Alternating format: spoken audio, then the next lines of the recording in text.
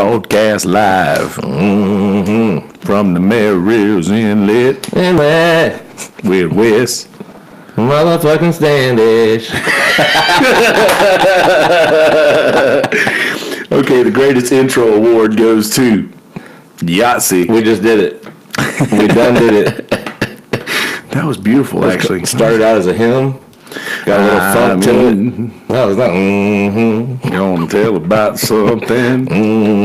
Gotta change this title. Don't know why. Wait. Oh, motherfucking Standish. Nailed it. So good, man. Nailed it. That's so damn good. Let me get this title changed here. Are we rolling? Yeah, we're rolling right now. As I just cursed in second 3 of the podcast, remember Jimmy was trying not to cuss. Well, in his episode. I still don't know why. Different strokes. That's right. He can do what he needs to. He can do what he needs. I think he said that the kids are going to watch it. Oh, got it. He was talking about the Tito's sign that got stolen from the place. Did you get it? I got breaking news. The Tito's sign is safe and sound in my storage room. Well, good. And I thought I told him that, but he must have forgot. Well, that's good, though. I took it so that it wouldn't get stolen. That's good. Yeah. That's so I good. stole it. Have I said that's good enough yet? It was good. That's good. I stole it so it wouldn't get stolen. Bro, guess what notification I just got? What we got? Guess who's on Rogan right now? Oh, I don't know. Killer Mike. No way. Yeah. That's going to be a good one. Him and Theo Vaughn were really good a week or so ago. Yeah, that was a good one. So I was watching you watching one of his like solos and like a stand up? No, just like one of his this past weekend, one of his solo talks. Yeah, funny. Man, he's good, but dude, he goes like on some really like interesting thought processes. Like when he's talking about this dude, like talking about MMA fighters, like, man, these boys out here lifting weights and shit. He's like, man, made me want to take a bite out of a back strap. And I'm like, bro, where did that come from? For real? He talked something about growing cauliflower out of their ears. Cauliflower farmers. Pretty funny. He had Kevin Nealon on. I think that was last week. That was pretty entertaining. Yeah, those Kevin two together Nealon's are like both in outer space. Yeah, easily. Pretty funny. Outer space is a good spot to be. For him, it is. I think for anybody, especially in that, if you have the capacity, I'm gonna go like, if you have the capacity to live that kind of life, bruh.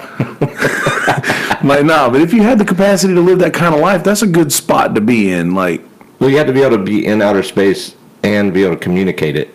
If you can't communicate it, yeah, you're just a fucking weirdo. Like, you can hear him doing his spiels for his sponsors, and like, oh, where's this guy all the time? Yeah, where's this guy? And then all of a sudden, that's over with, and it's back to the grind or whatever, however he does it. Just rambling about nothing. Yeah, which I'm a fan of. Bobbling his neck around.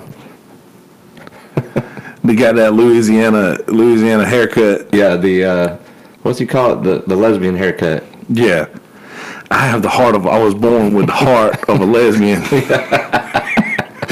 And the rib cage of a large cat. Exactly. And he complains because he has a short neck. Yeah. I don't think he has that short of a neck, but he does. He's like, I'm all torso, baby. That's right.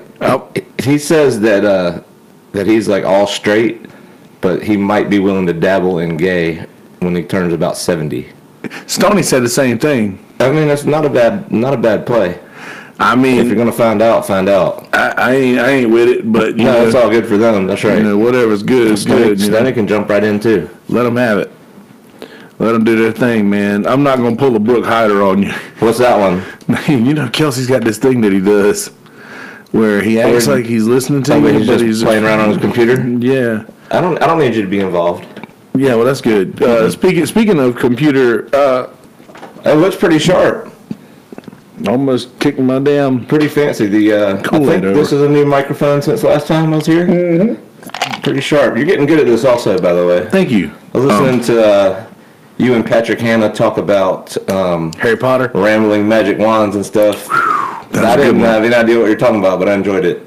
Well, dude, that's good. Yeah. Because now we tried to make it to where even if you didn't give a shit about Harry Potter, you would still enjoy listening to us, like, randomize these thoughts. And the fact that it was you two, like I could listen to you two just talk about nothing. But Aww. no, it was good. It was. I think I saw the first movie. I hadn't read any of the books. Hadn't got into it. But I appreciate the Harry Potter thing. It's just not my thing. Yeah. You know. It's, for me, it's the one thing to where I was like, I was probably too old to be into it when I got into it. And it was like me just my last grasp of hanging on to childhood. You know. So I anyway, have one of those. I probably do somewhere. I'll think about it. Talking about all these podcasts, I heard a guy say the other day that there's all this content out there, podcasts, games, YouTube, everything, and how that's affecting the creativity of a child. Because now a child will never be bored. And boredom spawns this creativity and activity. And I've been thinking about running that by you on your MI stuff. I guess so. I guess my creativity is spawned out of boredom. But my boredom has been recent. Like, I started doing this podcast out of boredom. Right. And I have access to all of this, but maybe children would be different because they I don't know, the school thing, but then the school thing keeps them very busy. Right. And obviously it's a lot different now than it was when I was in school. I think they have like homework out of the ass these days. I never did any. Just too much to do maybe. But yeah, as far as entertainment content, yes. Yeah. As video games and phones and apps and all that nonsense, I'd say nonsense, but all those things, yeah, that we didn't have that. You're never going to be like, say you get sent to your room, and you're never going to be up in your room with nothing to do. Yeah. Which is kind of like, I'm thinking back of like, you know, you make up games in your room just to do something, just to not be I Spy. Yeah. 1v1 I Spy. Or 1v0, really. Solo I Spy. Good time. Solo I Spy. Yeah.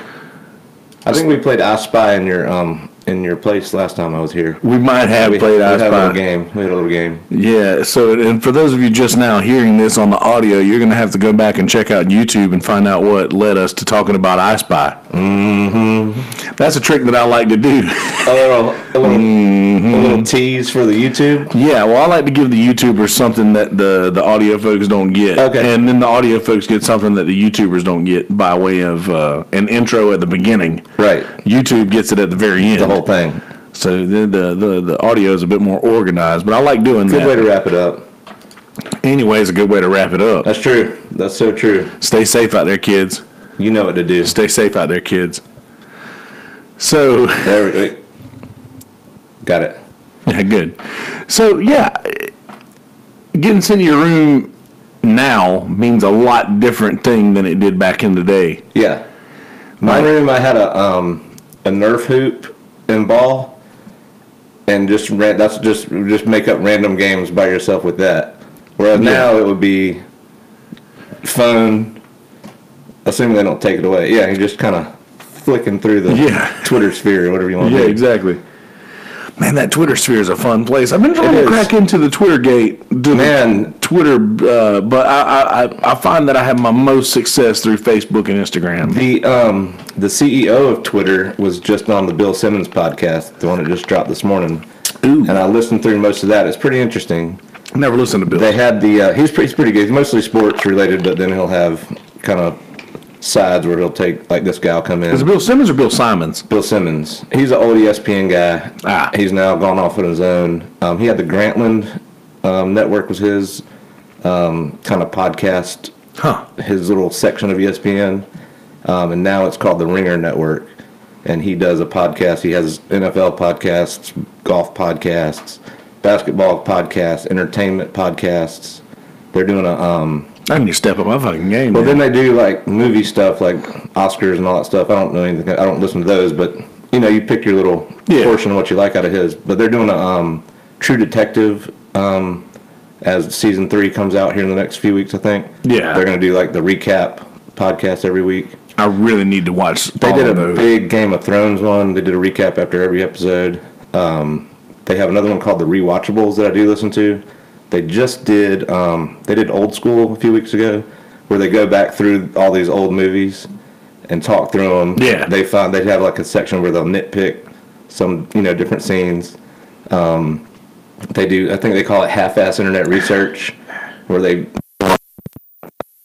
out the like the filming, and they'll go through that and either prove it or debunk it. It's pretty interesting.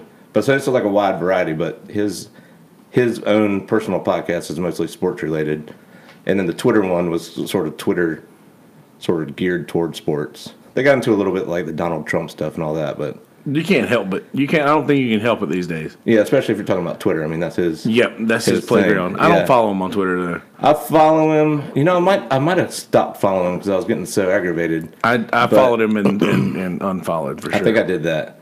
But he asked the Twitter CEO. So Bill Simmons was saying that they should cancel his account, the president's account, because he's using this as his platform to speak to the public, to bypass the media, where media people are going to ask pointed questions, and this is the way of getting around that. And so the Twitter guy was like, we don't have any. As long as you're not the best things happened to us in he's all years. about it. He was all about it, but he was saying that he didn't want to judge what anybody's doing, as long as you're not hurting somebody or being abusive or whatever it is. That they don't have any place to kind of cut you down on your platform, on your this is your identity that you're creating for yourself. It's so online. funny to think that he's actually like you can tell that this is actually him. He doesn't have a guy. Oh no, running his shit. There's no filter for him. This is his. He pulls it out of his pocket. Yes. Yeah. You know what I'm thinking? And you could just picture him laying in his big old White House bed, just kind of giggling probably. I got rich giggle. That's so good, man. So yeah, the old Nancy postponed or said that there's not going to be a State of the Union until after the shutdown. So I mean, what's he going to take from her next? This is great. This is like great. The real. This is the real world. Yeah, this is the thing. This is like people's lives and people's jobs, livelihoods, all that. I have friends that, and I posted this thing the other day that's like, you're complaining about losing your paycheck. Your paycheck comes out of my paycheck. Oh God! And I posted this thing, and I had to edit it listen. I'm just posting this for comic value. Right, I understand. Like I have friends who, one of my ex-girlfriends actually, lives in Bennettsville and just isn't getting paid right now. That's crazy. And just posting the most heartfelt things about our family staying strong and all of these things, fighting through it. But like a real person, not like your elected officials I think the elected officials are the ones who should be, are the only ones who should be affected by this. They should be taking the penalty, not the not the working man, right? Yes, not the ones who are running your prisons, and that's where she works. She's a prison guard in Bennettsville. We have 2 prisons. Like a lot of people don't understand. So she can't not work. You don't want no employees in that room. Scary, terrifying. So tell me about the 2 prisons in Bennettsville. Well, I'm fascinated by prisons. I don't get into the prison TV shows and all that, but me neither. Just the thought of it, and I've been to jail twice, but that's for 24 hours each time or a little less. But that's not the real prison stuff. There's a maximum security called Evans Correctional Center that is in Bennettsville. You pass it on the way to Sherrill. Mm-hmm. It's that's the big one that you've seen on the left on the way to Sherrill, and that's the one. Like me and my buddy. Federal? No, there is a federal one, but I'm getting to that one. Okay. Evans, me and one of my best friends from high school. He lived literally behind the prison. Like you walk across the woods, creepy, and there's the prison. Yep. We used to go and take rocks and lay down in the dirt and throw rocks at the prisoners when they were out doing their walk around the thing. And one night, the scaredest I have ever been as a child. one night they're like the big light. That the light? The light. The light. Just started panning around towards us, and like I was the fattest one, so I was obviously at the back of the pack. They were all running. I'm like, God damn, slow down. I ain't getting lost by myself. I don't want to be the one. May or may not have lost a shoe in the mud. Oh, that's perfect. This is the movie scene at this point. Now all you need is a fire hose pointed at you. Dude, may or may not have lost a shoe in the mud, but like it was the most terrifying thing ever. And I was That's hilarious. And then I was talking to him. I was like, "This is the craziest thing ever." And I was like, "No, we do that all the time, man. All the time. I'm like, no big deal, dude.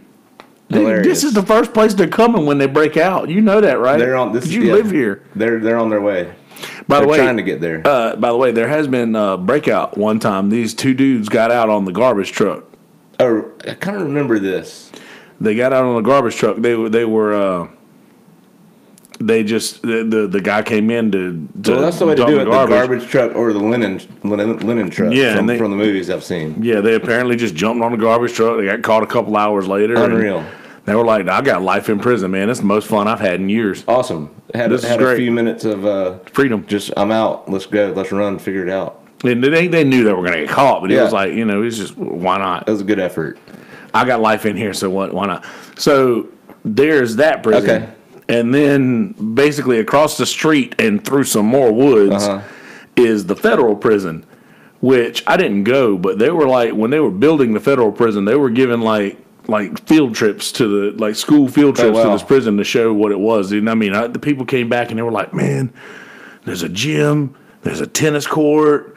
Wow. It's like a resort, basically, and like this is the federal prison. So like if you want to go, if you're going to go to prison, take it from Kelsey. Yeah, if you want to go to prison, I'm going to suggest that you go to federal prison instead of other prison, because federal prison is apparently the tits. And I recommend Georgetown County Detention Center over Richland County Detention Center. If you're going to do a detention center, you want to go to GCDC over RCDC.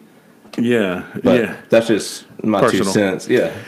Richland, yes. Richland, is that Laurinburg or? That's the one where you would go to directly from the Williams-Brice Stadium if said party were to be arrested at Williams-Brice Stadium. Said party was arrested at. I'm spitting all over my computer. Get arrested at Williams-Brice Stadium. Yeah, I have to hear this story now. So this is a good one. I haven't told this in a long time. And so this happened when I was 22. I'm now 40. I just had my 42nd birthday, which is the last time I saw you. I was getting a little emotional talking to you on the porch at Tito's. That was good, though. It was good. It was good talk. It was good talk. So, 22 years old, Williams-Brice Stadium. We had my last 2 years of college. Oh, and this will go perfectly into. I'm good at that. Yeah. All right. So my last 2 years of college were the last year of Brad Scott. We were 1-10. Yeah. And then the first year of Lou Holtz, and we were 0-11. I remember that. It was bad. I remember that. That was really bad. Gamecock. Oh my God. So, Lou, that's one of my favorite game day signs ever. Was so Clemson famously beat us 63-17 one time. I remember that. That was a bad one. That was Lou Holtz, and that was the first Lou Holtz, wasn't it? It was somewhere in there. I don't think that was the Ophir year. I think that was maybe a year or two later. But they, I guess it was Dabo, or was it Tommy Bowden? I can't remember. But anyway, so back then that was definitely Tommy. Yeah, it would have been Tommy Bowden. That would have been like. Yeah. Probably 03 or so, if I had to guess. Sounds about right. So a few years later, I think Clemson had game day on campus, and somebody had a big sign of Lou Holtz and a little a comment bubble, and it said 63-17.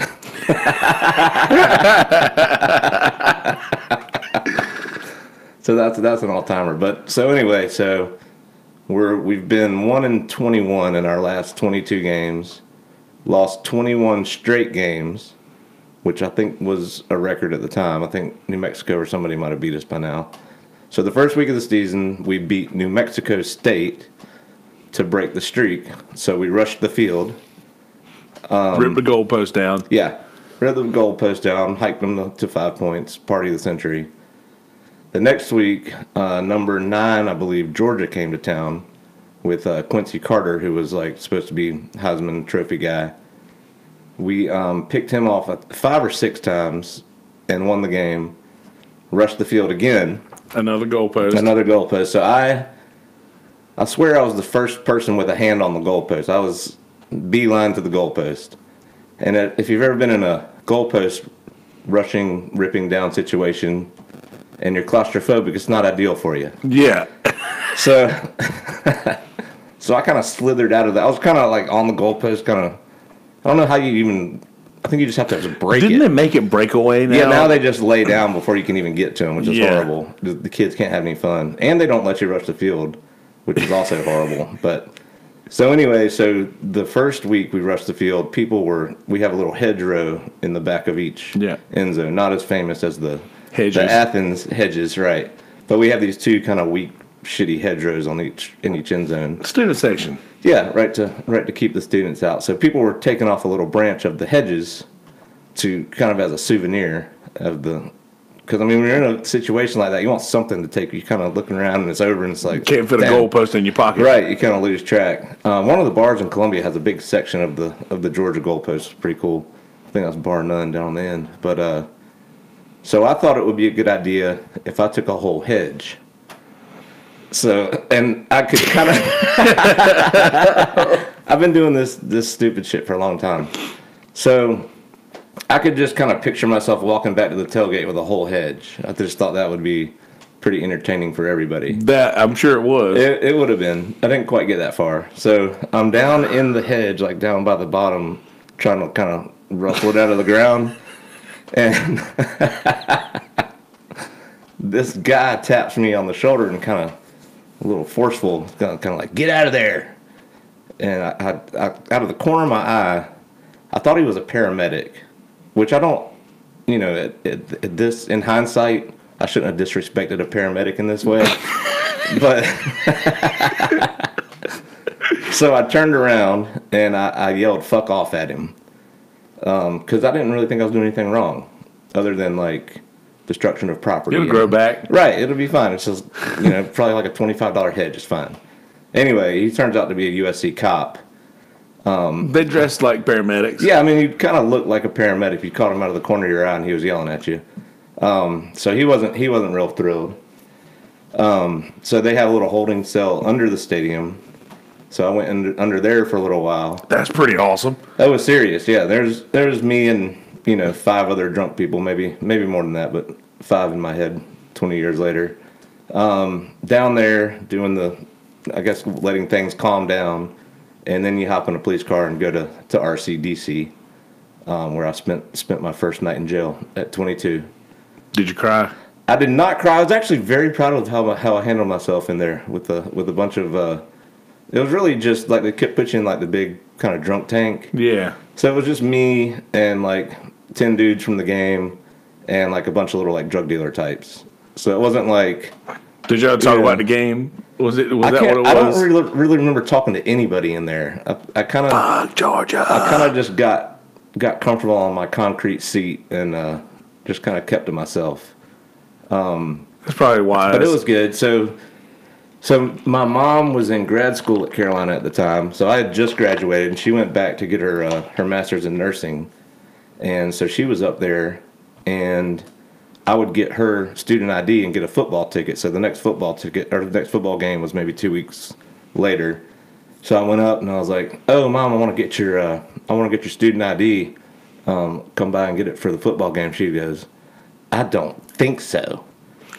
I saw your name in the student Gamecock newspaper." So first off, children, don't ever let your mom get a hold of your college paper. Because there is a police report, and that's the only thing anybody reads in the student newspaper is the football game recap, basketball game recap, and the police report, because they're usually pretty entertaining. So I made the police report. That's how my mom found out, and then I told my dad about it probably 15-ish years later. I probably told him about it about 5 years ago.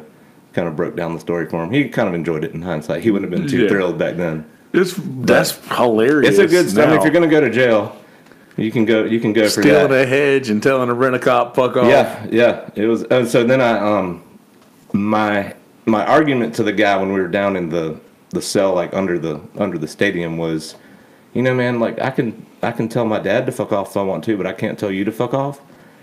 And I was trying to like we were talking about earlier, when people have excuses for why they do what they do that's wrong.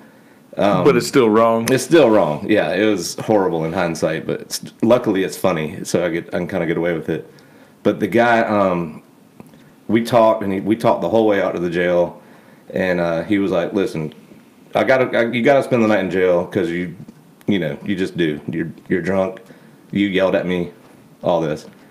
And he's like, "But come see me next week." So next week I went down there to the police station, and he's like, "Listen, you know, I know you spend a night in jail. That's enough. You know, that's time served, whatever you want to call it."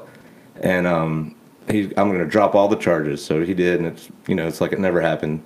But he goes, "I got to ask you one thing. Have you ever told your dad to fuck off?"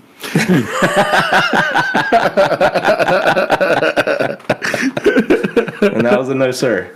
That was a no, sir. So, anyway, all's well that ends well. I thought he was going to bring out this. Here's your hedge. Oh, yeah. Consolation for gift. You. Consolation. One night in jail, you've earned it. You get to keep the hedge. Here you go. You're welcome. Like, what am I going to do with this hedge now? Poor fella. I felt bad for that guy. But he handled it. We worked it out. Don't you just? Do you feel bad? And I felt bad for people who's dealt with me, because I've always just been a smart ass who will take comedy over the right thing to do no matter what. Got to. You ever just find yourself replaying all of the things like, you know what, man, this was hilarious, but I really shouldn't have done that. All the time. I do it all the time, especially in the shower of all places. I don't know why. That's when you start thinking about stuff? Yeah. Yeah, that's when you kind of start replaying stuff from the night before, and kind of putting it back together. Yeah, well, and I mean, I'm talking about things like from years ago. Oh, really? Like if for instance, if there was a situation, one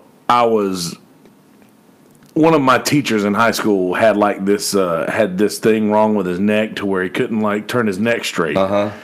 He would always have to like look to the side or whatever, and. Like, I just remember just being funny to my friends and just trying to make my friends laugh and just making fun of this guy. And I even did it in the grocery store one time when I saw him. Like, there was even like behind his back. Like, no, not even, like to his, like not even an audience. Like just him, and his son was with him, and I was there with my mom, and I was just literally making fun. I was like, you know what, man? I always stick up for you, man. Like, all the kids in school, they're always doing this shit, like picking on you, making fun, like doing like, and I did my impression of him and everything, like to him. And that shit just torments me. You feel horrible. Yeah. It's like I wake up in the middle of the night like after like having just that thought while I'm asleep. Not a dream, just, that thought. Yeah. And then I wake up like, why did I do that? Yeah, I'd like to have a 5-minute sit down with a bunch of my teachers from middle school and high school that I could either A, apologize, or B, thank you. Yeah. Either or. Same here, man. That'd be kind of nice to go back and go through that. I've gone so far as to send emails to them on got their email from the school thing, and like I'm really sorry, like I was an idiot. I was a smart ass and disruptive. Like you tried to take your time with me, and I didn't accept that. But I want you to know that I hear all of the things you tried to say to me then, now, and like it worked. Yeah. Like you did the right thing, and I did not. I'm doing it now, but now I do the right thing most of the time. Sort of, yeah. Yeah, depending on the situation and if Repac's there or not. Yeah. Repac's there or not. Repac was like, man, I listened to that episode with you and Jimmy. Man, you guys sure ragged on me a lot. But I love you. But I love you, and I know you guys did it out of love, and I can tell I love you. I can tell you guys love me, and you know what? I love you too, man. See? We're softening him up a little bit. What's funny is, you remember Monsters, Inc.? I've never seen it, but I know it. Oh, man, so Monsters, Inc., Mike Wazowski got put on the cover of the magazine, but the barcode got put over his face. Awesome. So it's like oh man, Mike, I'm sorry. I'm on the cover of a magazine, even though he's behind the barcode. I'm like, that's what repack reminds me of in a way. It's like Constantly behind the barcode. no, just like we've just shit on you for 2 hours, But he's about it. But man, they were talking about me on their podcast. He made it. Yeah, and he actually does want to. Repack's probably watching right now. I love you, buddy. He was watching the other day, and he said he wants to come in and be the stat guy, so that anytime we're talking about things, that he can just kind of jump in. He's do like, a little man, research. I got a computer you can have. I was like, bro, I got one sitting right there. You can just my old computer. You can sit right there all you want to, and I'll even give you a microphone over there. It'd be awesome. Let him pipe in. I'll give you a mute button there. You gotta have that. You gotta. We need one of those at Tito's. It's not working. Poor fella. But is Monsters Inc. Now that I think about it, is that the one where I think one of the characters falls through a grate? Do you remember this? It makes me laugh because so it's one of these. I don't know what he is, but he like falls through a grate and he hits the bottom and he goes, "Oh, great." Yeah. That's like the intro. That's one of the. He's just a blob. Yeah, he's a blob. Yeah, it falls through. And it's just his eyeballs and hat and teeth. And he goes, "Oh, great." That made me laugh. You know what's funny is I've never even thought about the great and great. Oh man, yeah, that I laughed way too hard at that. I find myself doing that. I find myself doing that on dog videos. Dog, like where they like start flipping over or fall off of something? Nah, just like when just the way a dog will like make a face about something or just oh yeah, that's a big thing on online. Yeah, the weird dog faces. Yeah. I don't know why that's so funny to me, but I'll just laugh way too hard. Like, yeah. If it has a good caption, then it's really good. Yeah, that's the captions are everything. Yeah, that's what you really need. God, the internet's so great. It's great. It's an addiction, but it's it feeds you sometimes. Is it a bad addiction? And I feel like me and you and people like, I guess my age, maybe a couple years behind me forward. Yeah. Have a different outlook on it because we learned how to use the Dewey Decimal System, right? And we learned how to use like the internet. The first use of the internet for me was like in the library. Yeah, I was in college. I mean, that's when I had an email. I don't guess I had one in high school, but when I got to college, they assigned us email addresses. Yeah, my first email address at sc.edu, but I didn't use it until like my third year. To me, it was just something I didn't know how to use it, and it was some teachers like would kind of try to make you use it, but nobody did. But then it like became more and more obviously. Which see, and I was getting it in the library in school when I was still in probably like I think I was in middle school, high school, somewhere around there. Getting it in the library, and that's what they would use the internet to like so you could log books and things like that, right. and that was the first way I learned it. So I learned how to use the internet as a tool to gain information, to acquire information. And that was its only use. Yeah. There was no entertainment back then. Yeah, exactly. Other than the AOL Instant Messenger. Which was fun AF. But even that, Central Inter. That was after my time. But even that wasn't real entertainment because it's just your communication circle of friends. Yeah. You're not getting like outside. Like these, you wouldn't get a dog video on there. Yeah, there was nothing like that until Vine. Honestly, was the beginning of all of that, and that was 10 years after you even have AIM. Yeah, but I think that people like us, like you were talking about earlier, like the boredom thing and kids like playing games and things like that. I think that people our age group up will go and use it as a way to obtain information. Definitely. And a way to gain knowledge rather than just use it for a method of entertainment, which a lot of the younger generation look at it as entertainment only. Yeah. And don't know how to a point where they'll have to use it for information. Exactly. Like, I'm not going to name any names. No, said party. I'm not going to name any names, but one person all the time putting on Facebook. Does anybody know Anybody know where how to blah blah blah? And Will Hanna will go Google.com every time. Like, what time is the Jets game? Google.com. Like, come on, man. It's pretty easy. You older than me. And you can find almost anything out there now. But I definitely get all my news from Twitter. I don't watch like the local news or CNN or any of that shit. Yeah. Me neither. The Twitter CEO guy was actually talking about this, that if you do get your news from Twitter, it's most likely slanted to people you like and people that you agree with. So you might not be getting the whole story. You're getting 100% of the news that's slanted towards you, and not zero. Well, that's only of the opposing view. That's only if you don't follow people that you don't agree with their opinion. Right. So I feel like you sort of have to pull from. Yeah, and you can. I don't know that I do. It just made me think. I didn't think about it too long, but and I, honestly, at this point, I've forgotten who I follow, because I just just blindly just swipe through it, and really don't even, and you don't spend too much time on each tweet. I mean, each tweet just kind of it's like a flight. It's just gone. Yeah, I'll read. Sometimes I'll go into the comment section to just see what people think about it. Like, and I don't know why Chris D'Elia's name keeps coming up right now, but I'm thinking about, like, Chris D'Elia will, like, he always ends up arguing with somebody in his comments about something. Yeah. Well, yeah, about nothing. Yeah. And I'm like, I don't understand why you feel the need to do that. And I mean, because Joe Rogan has talked about his shit so many times. Like, he's like, dude, I'll tweet and don't even engage. Don't read it. Don't read comments. I don't care if they're positive, negative, or not. I don't read any of them. You can drive yourself crazy. Just don't engage. Chris D'Elia is really funny on the new Netflix special, by the way. I wish he had more than 30 minutes. Yeah, him and Schwartzen.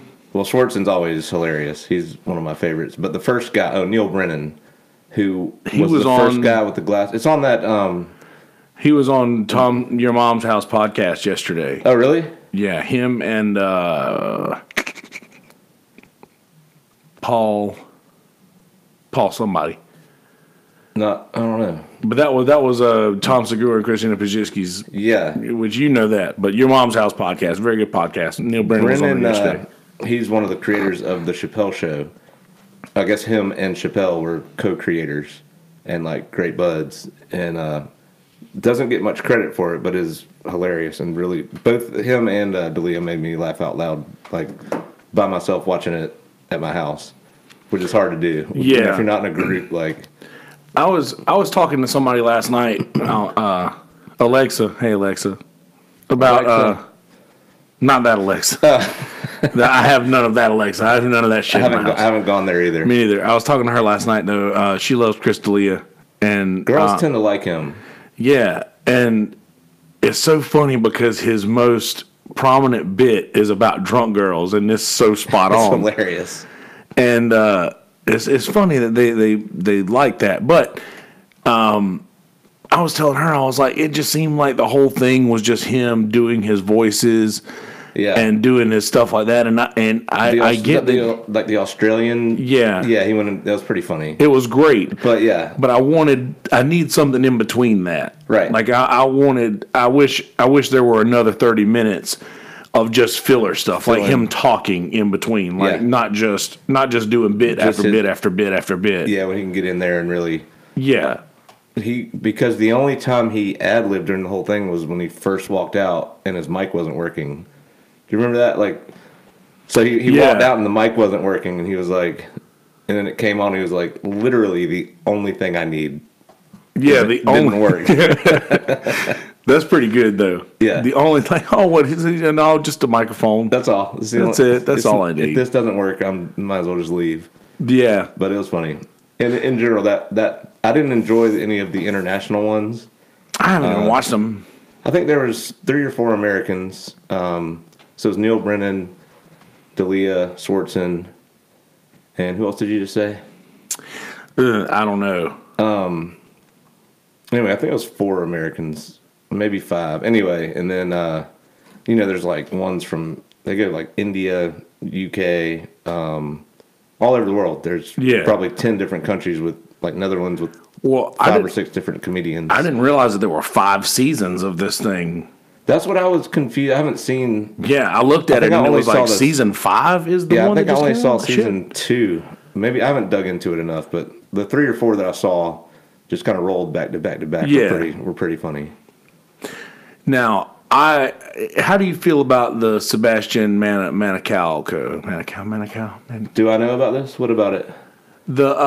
He's the guy. He just had a special to come out recently, and he's got that very thick New York. I saw it, but I haven't. He takes so much seen time. It. He takes so much time, and his voice is just like so fucking annoying. Like a Dice Clay or worse. See, I could listen to Dice. I wasn't crazy about Dice. He's now like is like a novelty, and I can watch it and laugh about it. But what's that doing? I can't read. I can't get around there anymore. You remember? Yes. But no, I love Dice. I can listen to Dice talk, just tell stories. But even the bits and the hickory dickory dock, all that bullshit. Yeah, that's the part. That's fine. But back then, yeah. But yeah, it's very dicey, I guess. He's I would play some of it, but I don't want to get kicked off of YouTube. Right. But yeah, his voice is just really, really it's really thick. Yeah, and I don't know this guy. I don't think. You listen to a couple seconds of just a couple seconds of him on anything, and this guy. He's like he just like hams up. Oh yeah, he's a little much. He looks a little like Tony Danza. He does look like Tony Danza, like a young Tony Danza. Yeah, exactly. And so he just hams up the New York accent. Yeah, and then you'll hear him forget that he's supposed to be doing that in the middle of the show, and like then you hear him like I hear him say things like, "Dude, the things that you were saying a while ago were really funny. I just couldn't get past the way you were presenting them. Like if you would just speak like that, I would be laying in the fucking floor laughing at this shit right now."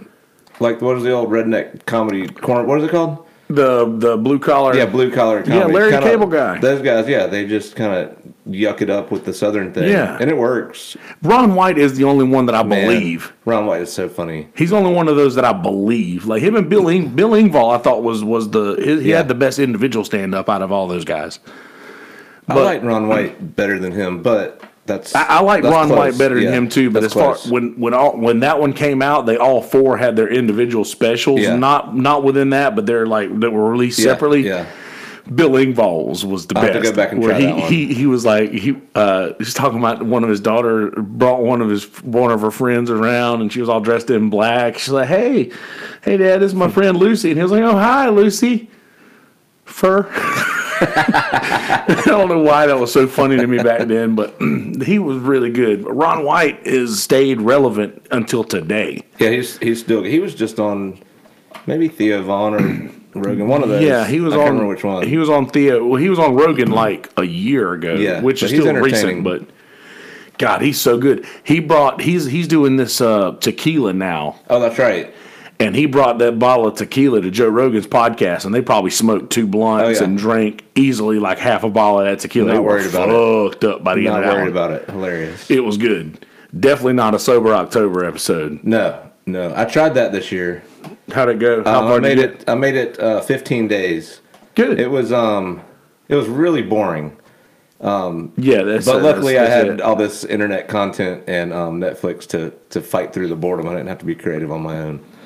But no, it was good. It was fine. It's just not realistic to go that long, especially through football season and whatever. But that's the thing that I think that those guys aren't taking into account, because they don't do none of those guys other than Tom Segura. Yeah, he's like the only real football fan out of them. And the rest of those are just Southern California, just not they a don't thing give for a those shit. guys. I don't think Bert cares about anything but definitely being not. fat. Yeah, that's right. Yeah.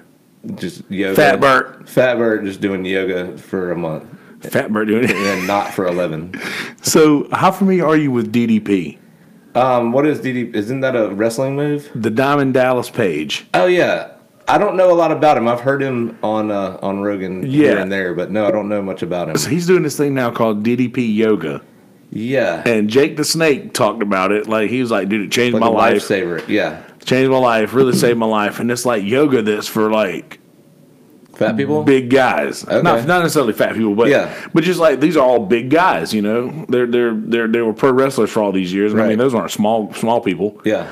So I was like, you know what, man? One of these days, I might just cut on the television to some DDP yoga and start doing some of this bullshit. And he did it? No, I didn't do it yet. Oh, I thought you were talking about Jake the Snake. You're talking about yourself. Oh, Jake the Snake did it. Maybe on the next time I come in, we can set up a little yoga by the TV. I got my mat. I got my mat over there already. Hilarious. Dude, I can tell you what, man. I'll fuck up a warrior pose right now. Did I tell you? I feel like I told you about my yoga experience last time I was in here. Maybe I didn't. I don't know, but if you did, it's worth another hear. So my I'm having like a moment where I think I did, but so anyway, my cousin in New Jersey, we go to the Jersey Shore every year for in August for the beach. Yeah. My dad's from up that way, so anyway, his family's all still up there. So my one cousin had just come back from Washington State or somewhere and had gotten her yoga instructor Yoga Land certificate. Oh, all the way, total Yoga Land. Got her yoga instructor certification or however that goes. Yeah.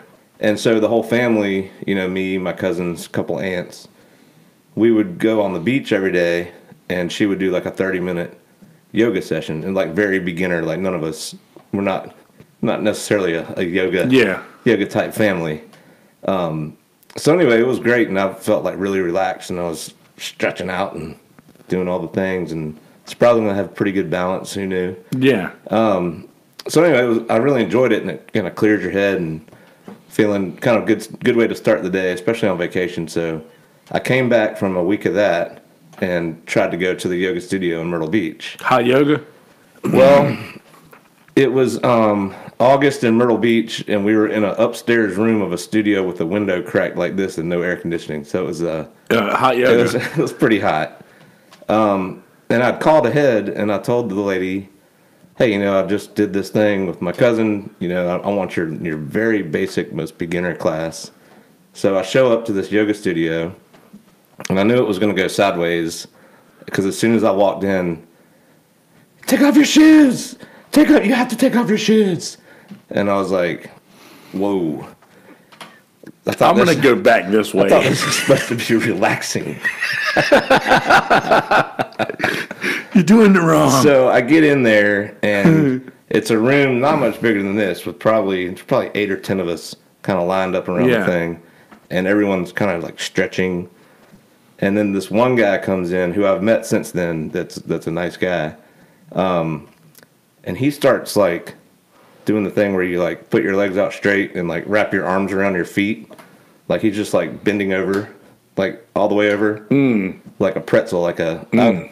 I was calling him the praying mantis because he was just like, and then he'd just do a handstand for no reason at all and just kind of fall back into a yoga pose and just doing all this stuff. So it was, not only was it hot. I'm not in the right place. And I was not. Not only was it hot and not super inviting, it was also super intimidating because all these people are like really good at it.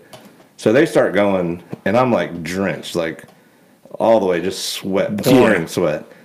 I made it like 45 minutes, which I was pretty proud of. That's very admirable. But it was an hour and a half class. So it was like, I was just done. Like I was so sweaty that I took the towel that the lady gave me because I didn't want to leave my like sweat towel. But I left my yoga mat there.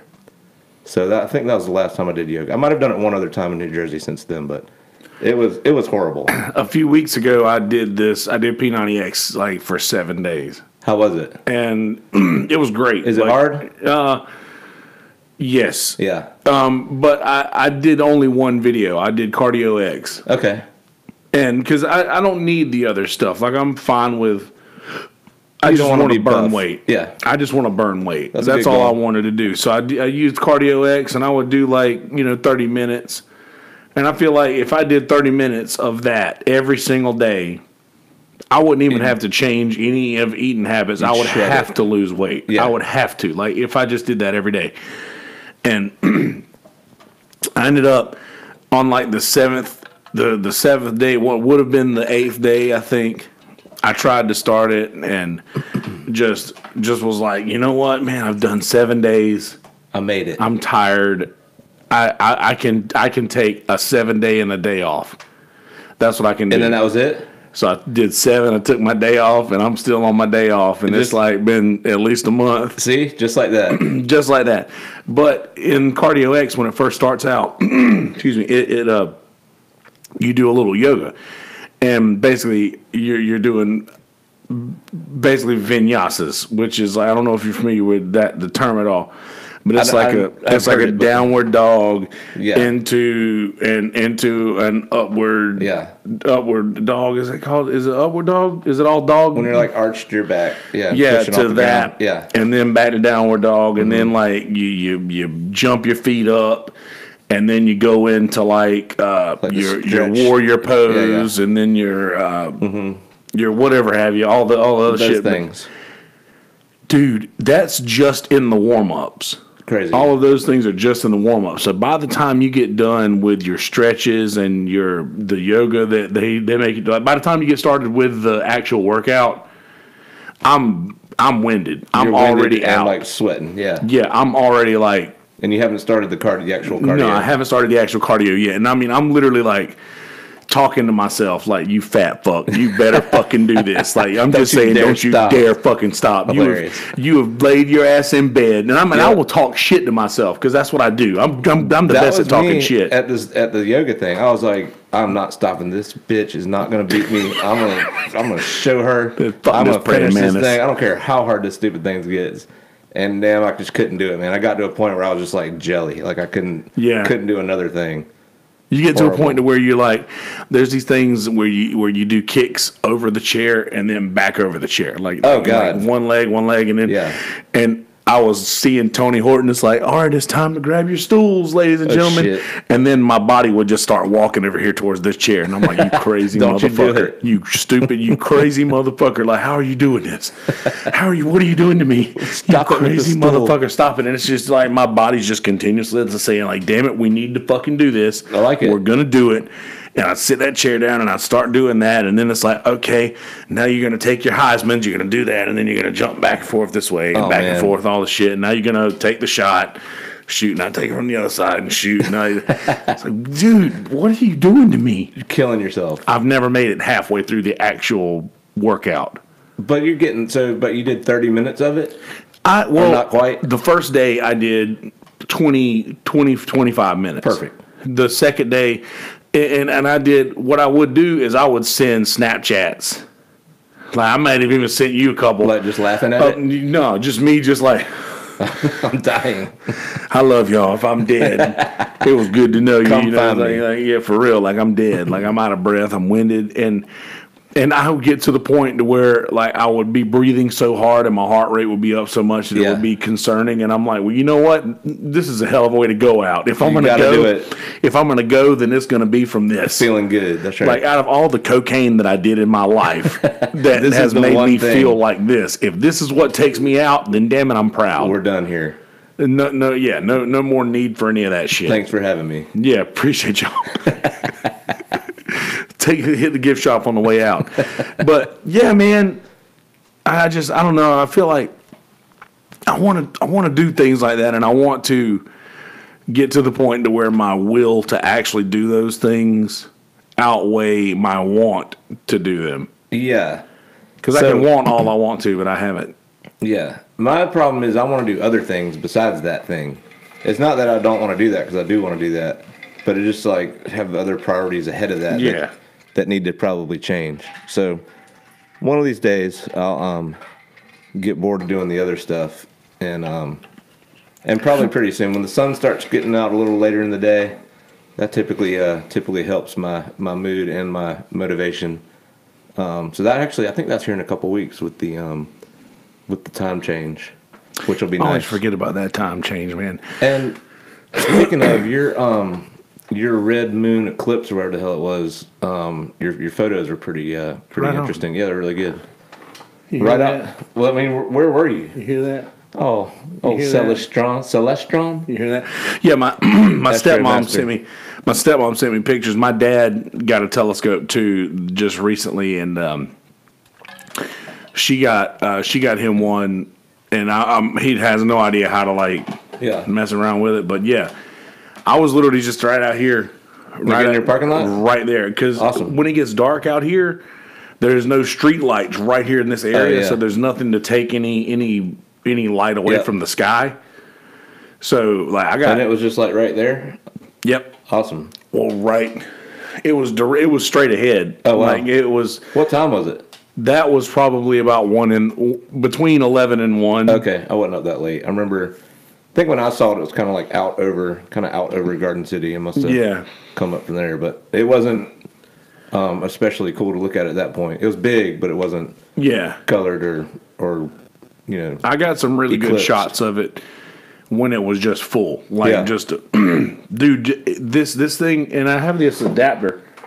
I was wondering how you took the pictures through it. Yeah, I'll actually. Everybody wonders. Don't break it. Okay.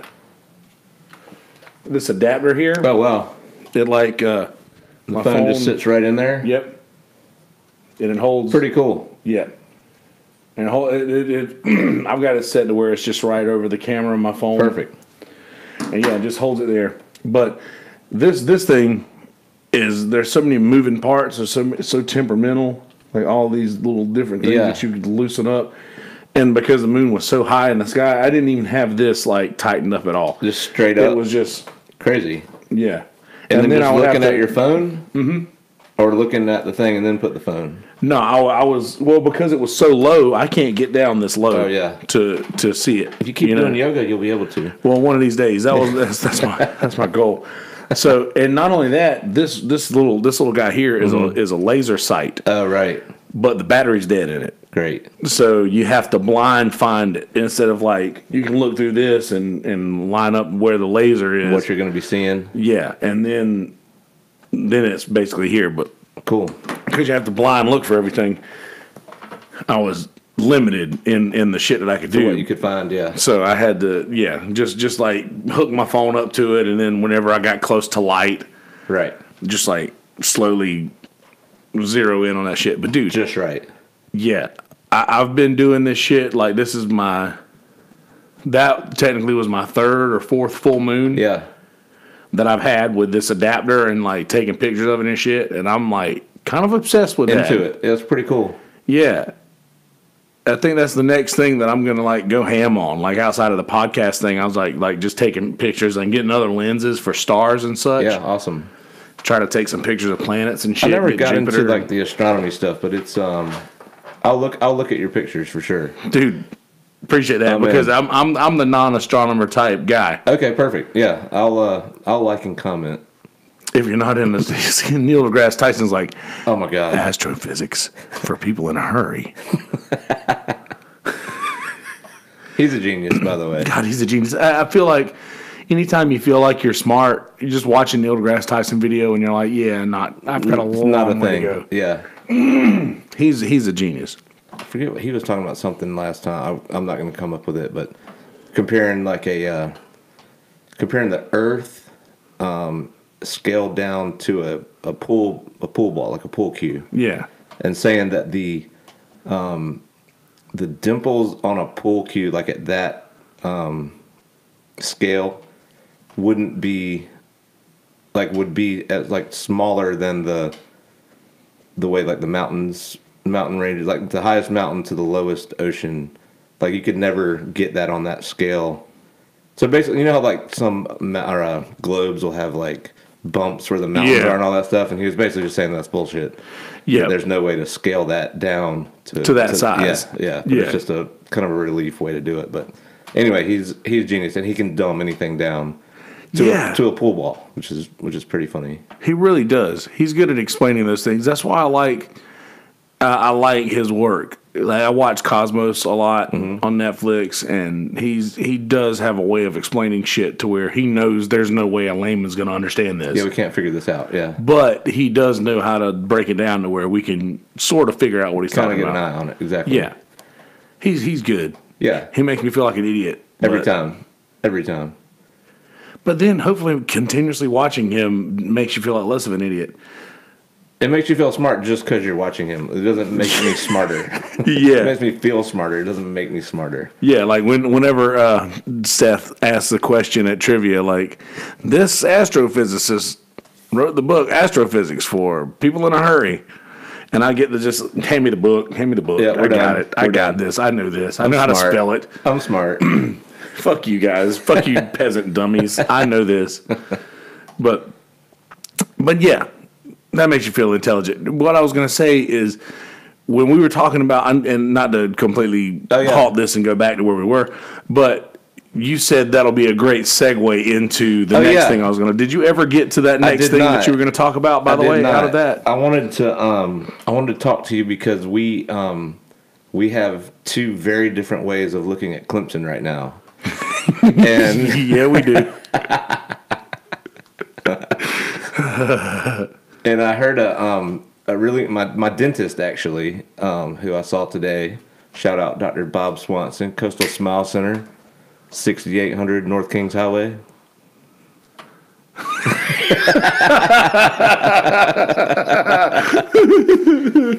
don't think he'll ever hear this. He'll never hear that. But anyway, he has a theory that the ascent of Clemson is Jimbo Fisher's wife's fault. Now then, explain. If you think back, Florida State had their hand on Clemson's forehead and just had them kind of under their thumb and beating them around forever, pretty much. Yeah. Clemson would sneak up here and there. Then Jimbo Fisher's, and I'd kind of forgotten about this, Jimbo Fisher's wife went and slept with a former Florida wide receiver, and I'm not going to remember his name, but a guy that was from Tallahassee. I didn't remember that. Yeah, this was, and like we were talking about earlier, this is based on half-ass internet research, but yeah. And then she also slept with the Florida, I don't know if he was the women's tennis coach. Florida State or Florida? I'm sorry, Florida State. Okay. So the first guy was a former Florida wide receiver, but was from Tallahassee and had retired from the NFL to Tallahassee and was just, around town. And she slept with this guy. And then, who was just a big black guy for whatever reference that is. And then the second guy was like the assistant women's tennis coach or something, and was like supposedly like a socialite type guy in Tallahassee. Was that you, Tom Segura? Damn, Tom, shouldn't have done that. Tommy Buttons. So his theory is that this fucked up Jimbo Fisher, which in turn, it accounts for the slump that Florida State sort of fell into. Yeah. We had Mark Richt kind of jerking around in Georgia. I mean, still getting talent, but not like elite talent like they usually do. So you had sort of a vacuum, and somehow fucking Dabo, just perfect timing, perfect storm. Carolina shits itself, is like getting itself going. Then here comes Deshaun Watson. And then all of a sudden, and it's just kind of all falling into place. That, Florida State, Miami have all just kind of like fallen off. Yeah, UCF is definitely the power college in Florida. Yeah, all of a sudden, yeah. And Florida's coming back. I don't think Miami's probably ever coming back. So anyway, then it just kind of, and you had Georgia sort of, in their eyes, mediocre. I mean, 10-2 is not mediocre in my eyes, but in their eyes it is. And in like this elite college, this top five, it's just not there. And then the other shitty part for Carolina fans is that Brad Scott was our coach before Lou Holtz, so we fired him, and then Clemson hired him immediately as I think their offensive line coach. Just a fair playbook, Pretty much. Yeah, and just like fuck you. And he was also a Bobby Bowden guy. He was Bobby Bowden's offensive coordinator at Florida State back in like the 90s before he came to Carolina. So then Tommy Bowden was at Clemson. So then they hired him, kind of like all the coaching tree stuff. But anyway, so now his son, Brad Scott's son, I think is Clemson's wide receiver coach, or on their staff anyway, and is like known as one of the top 2 or 3 recruiters in the country. Just like goes into Florida and gets whoever he wants. Well, he's doing a fine job in Clemson if he's recruiting up there, man. Because damn, yeah, they're getting it done. They are. So my angle is an angle of just utter disbelief, where we beat them 5 times in a row, and now we've lost to them 5 times in a row, and they've won 2 national championships, which is like so absurd. Yeah, and it's like you can't. It's like so now like when people talk about Clemson or Trump, I'm just like, oh yeah, man, it's crazy. Like I don't even argue. I can't. Right. I mean, right. Oh man, that's crazy. Ooh. Damn, that's wild, man. Yeah, they're good. Ugh. But I hate it. Yeah. I hate it. Well, and then your place is a whole different angle at it. Here's the difference. Is that Alabama has won so much. Yeah. We've won so much over the last few years. Yeah. Like over the last decade. It's been Alabama. It's been Alabama in the conversation. We have won so much that any Alabama fan who is alive right now and coherent during these last few years, we've won enough to where we don't need to win for the rest of our lives to have still had that point in our lives where we're like crushed everything, where we dominated everybody except for South Carolina. Right. Hilarious. I don't even count. Yeah, Jesus, it counts. And I had this conversation last night again. One of the greatest, probably the greatest Carolina team of all time. Definitely, without a doubt. You got Alshon, Garcia, Lattimore, Clowney. Yeah, Stephon Gilmore. Yeah. DJ Swearinger. Melvin Gordon. Yeah. Melvin Ingram. Yeah. Ingram. Yeah, they're all the other Charger. Yeah. But yeah, they're like I think I saw that 10 of the defensive starters ended up in the NFL and like productive NFL players. Yeah, which is crazy. And then couldn't even win an SEC with the best team ever, which is frustrating as hell. Yeah, I mean, and that was pretty intense. But yeah, I mean, we wrecked everybody that we went up against, and you've heard me say it so many times. Like, you know what? If we lose, we've won enough. That's enough for enough for like one person's lifetime easily. Yeah. We've gotten more championships in the last decade than most sports fans will ever have. How many do you have in 10 years? 5. Yeah, that's solid. Because Nick Saban's got 6 and he had 1 at LSU. That's right. Yeah, 5 in 10 years is ain't bad. Pretty good run. And then how many in the 10 years for that? 0? In the 10 years before that, we 92. We had 1 in 92. Right. So yeah, 0 in the 10 years before that. That's crazy that it took from 92 and then 08 was the first one, or 09? 09. Yeah. 08 was Tim Tebow. We beat Tim Tebow in 09. That's right. I hated Tim Tebow. I hated him too, but his character is coming around on me. Like, he's finally going to get the bus. I haven't heard from him because he's engaged. In a while. Oh, is he? He finally gonna get the bus. He's gonna fill it up with children. He gonna Phillip Rivers the shit out of this thing. He's gonna have a baseball team too. Oh my God. Phillip Rivers got a baseball team. He's gonna circumcise them all himself. Probably. Here's the thing, man. He's really good in the booth. You can tell he's got a good. Oh, I haven't heard him in the booth.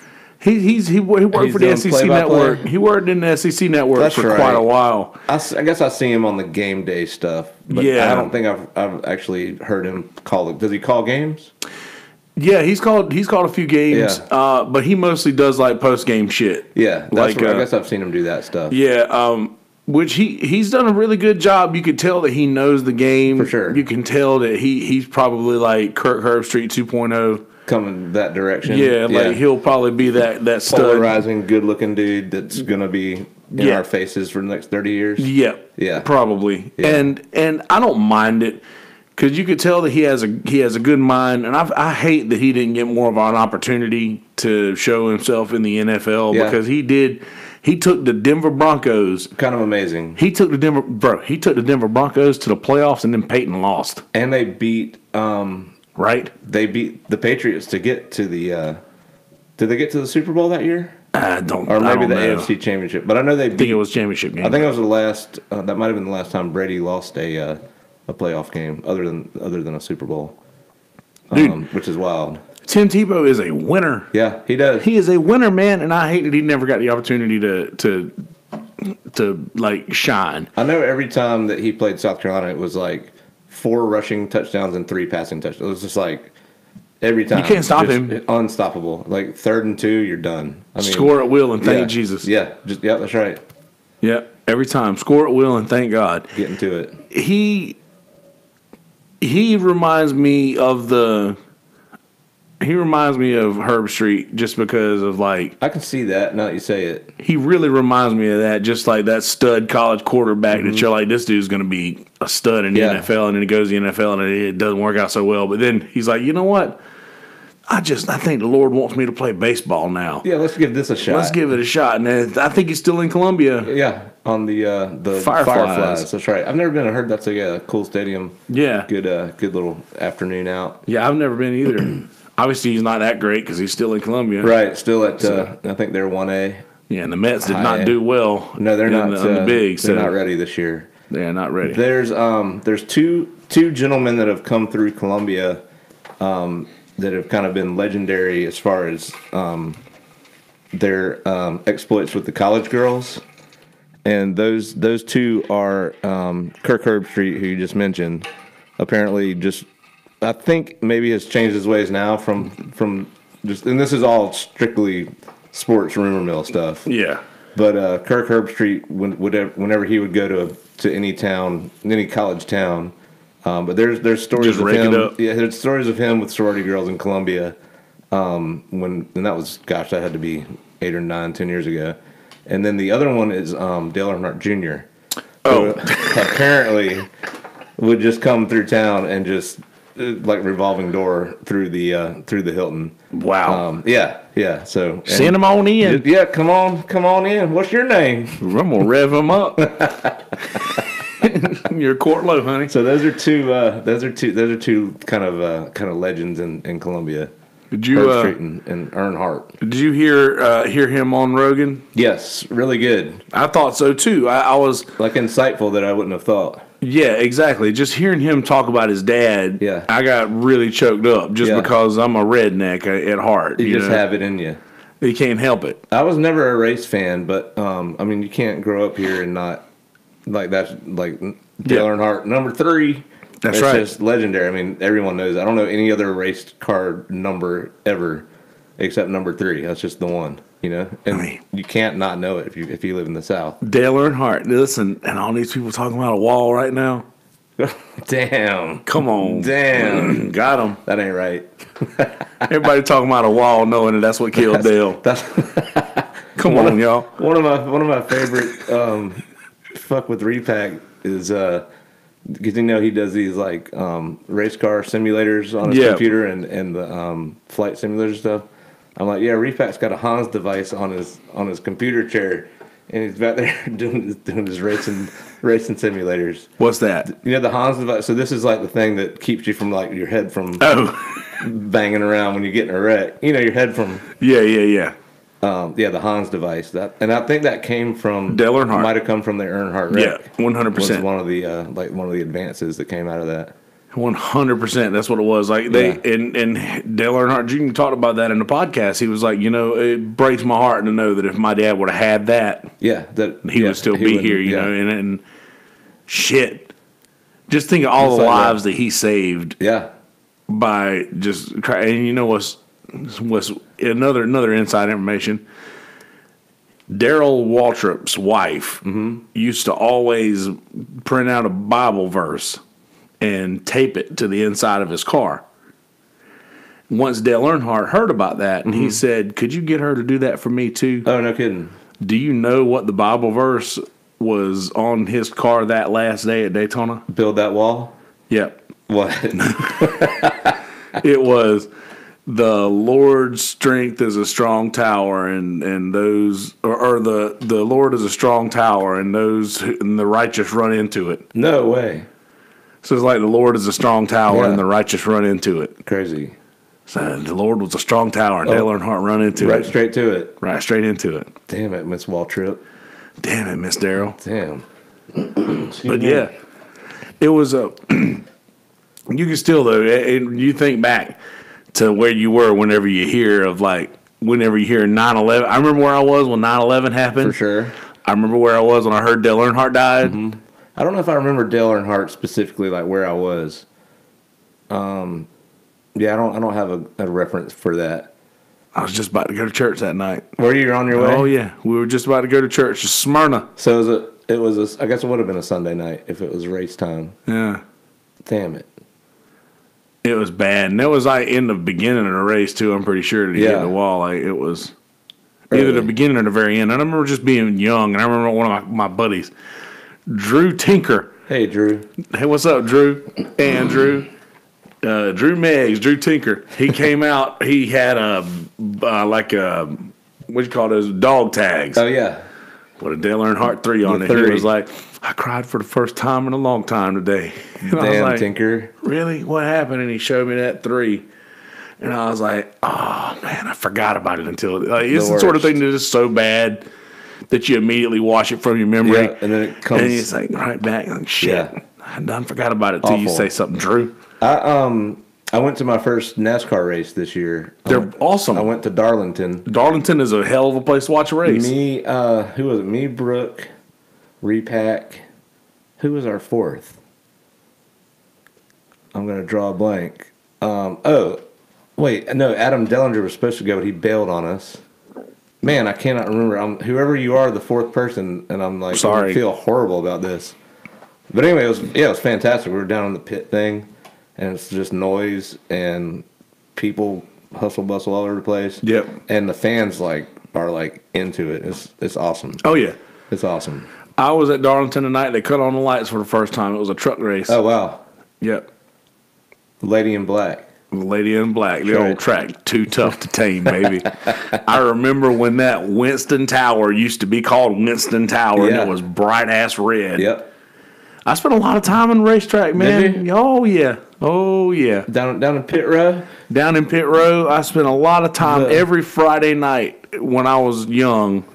Down at Darlington? Well, I went to Darlington a lot, yeah. But every Friday night I went to Florence Motor Speedway. Okay.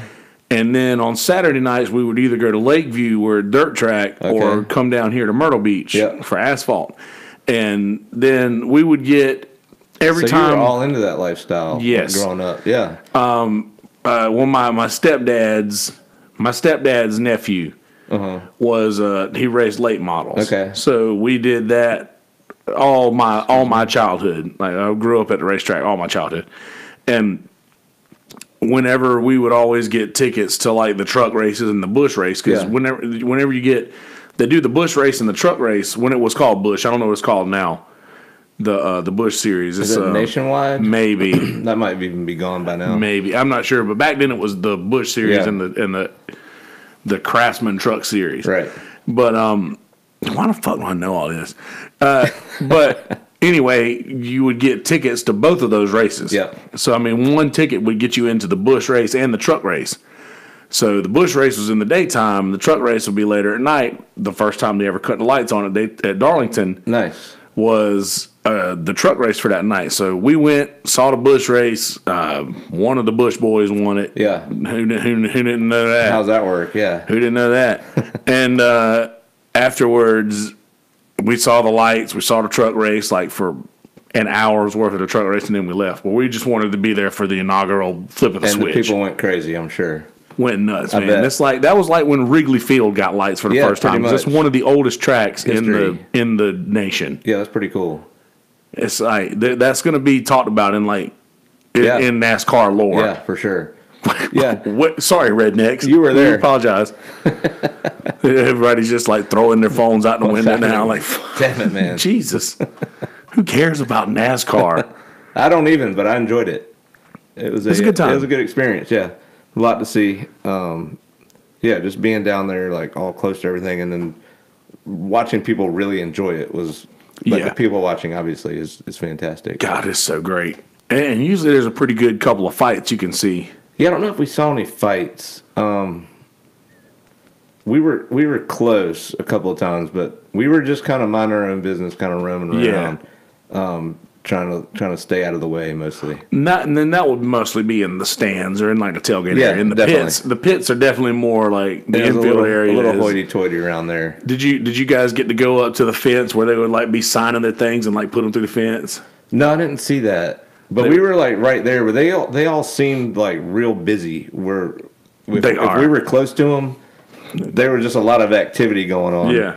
To where you didn't really want to bug anybody. Now, did you guys get to go into the actual pit area, or was it just the infield that you guys got to go to? You know, we were like from here to the TV from the car when it was in the pit. Okay. So we were like right. There's a little wall that we kind of had to stand behind. We were pretty much in the pit. It was pretty cool back there. Yeah. Now there was when we were there, and there's probably some sort of special passage you have to do that. Yeah, Jimmy gets some through the iHeart thing, and we posed as salesman. No, better iHeart social media like content guys.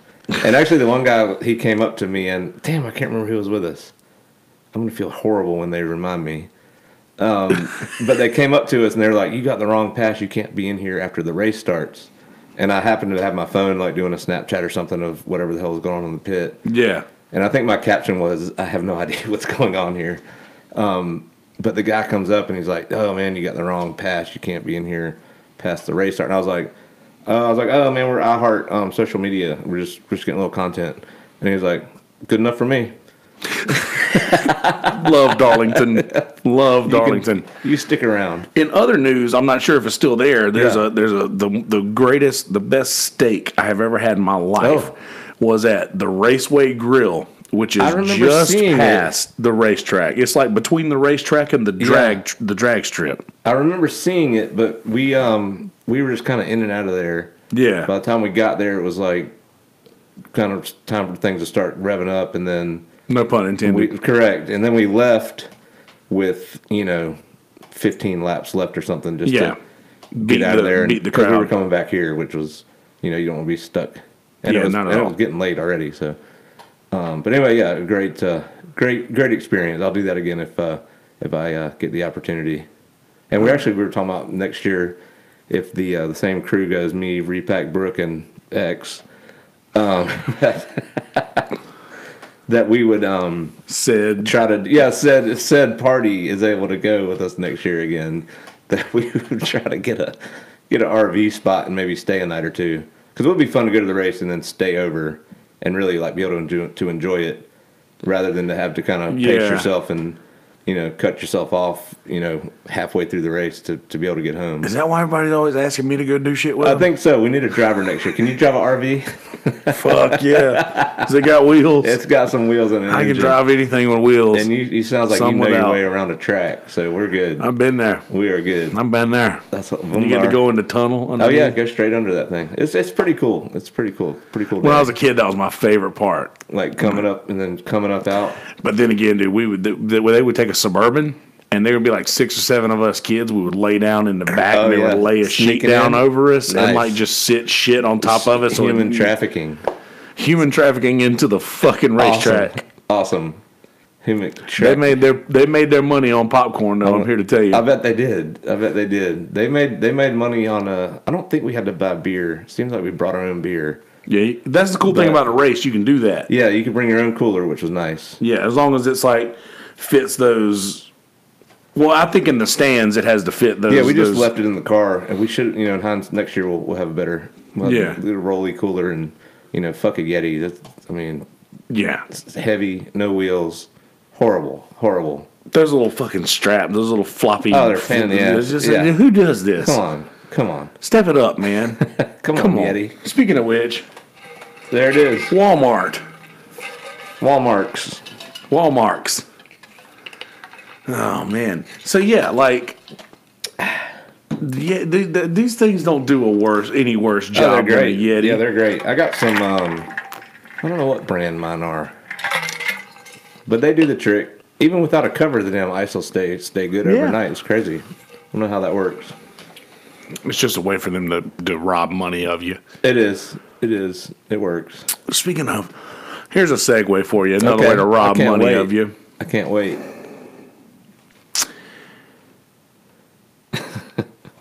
So you always keep a pretty close shave. Yeah, for the most part. I'll go. Like I went to the mountains for New Year's Eve, that little 3 or 4 day stretch. Yeah. And if I do something like that, I'll take about a 5-day break. And I've been. You grew a pretty good 5-day beard. It gets pretty thick, yeah. But I start looking homeless after like day 7 or so. It goes from like sort of rugged looking and like scruffy to homeless. Like, overnight. Yeah.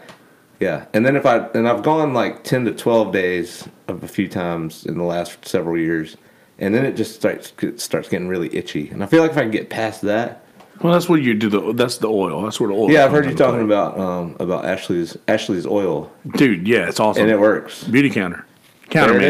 Counterman. Is that what we're segueing into? No. Oh, a plug for that? Ashley's going to be doing episode number 100. Oh, yeah. So we're going to be. I also want to talk about Concert 1000, but we'll get to that next. Yeah, who's counting these things? Yeah. We'll get to that next. Anyway, so you keep a pretty close shave. Are you a Dollar Shave Club guy? I'm not. You a Gillette guy? I'm a Schick, actually, and I always have to remind myself before I go to the store to buy them, because I always think I'm Gillette, but I'm actually Schick. And I think the damn thing has like 6 razors on it, 5 or 6, at least 5. Yeah, it's not. It's more than a Quattro. I think I have a more than a Schick Quattro. I remember those. I think it's like whatever's after Quattro, which is 5, but I don't know what you call it. Yeah, the Schick's 5-stro like marketing. Yeah, that's a Schick 5-stro. 5 blades. Yeah, so I got 5 blades and shave pretty much every day except for either Saturday or Sunday, or both. If Schick were to drop an ad that encouraged little boys to be a better man. Oh, yeah. I haven't seen the ad, but I've seen a lot of commentary on it. So give me the gist of the ad. I tell you what we're gonna do. YouTubers, you hold your horses here for just a second. We're gonna mute. I'm gonna show him this ad, and we're gonna get a response. And then we're gonna talk about this. I'm gonna mute us here real quick. Check this out. All right.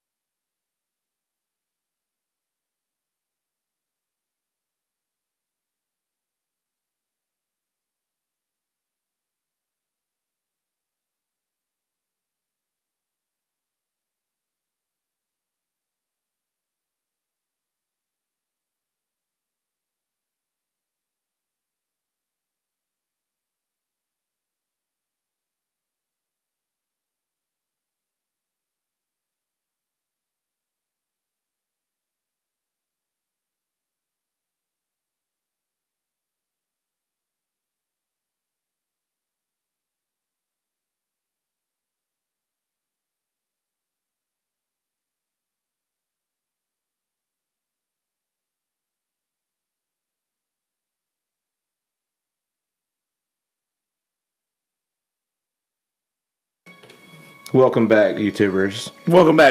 Sorry about that. So I have no problem with that. right? Tell me what the fuss was. The fuss was, and mostly, and I'm not singling out any one person, I'm just using this as an example. Yeah. One of the biggest things that I saw was that people thought that this was negative towards all men. Okay. Well, we're fucking guilty, so. Right? We're fucking guilty. We've been doing that. They hit the nail square on the head. Yeah, I have no problem with it. And listen, I would say that 99% of the time I'm a gentleman.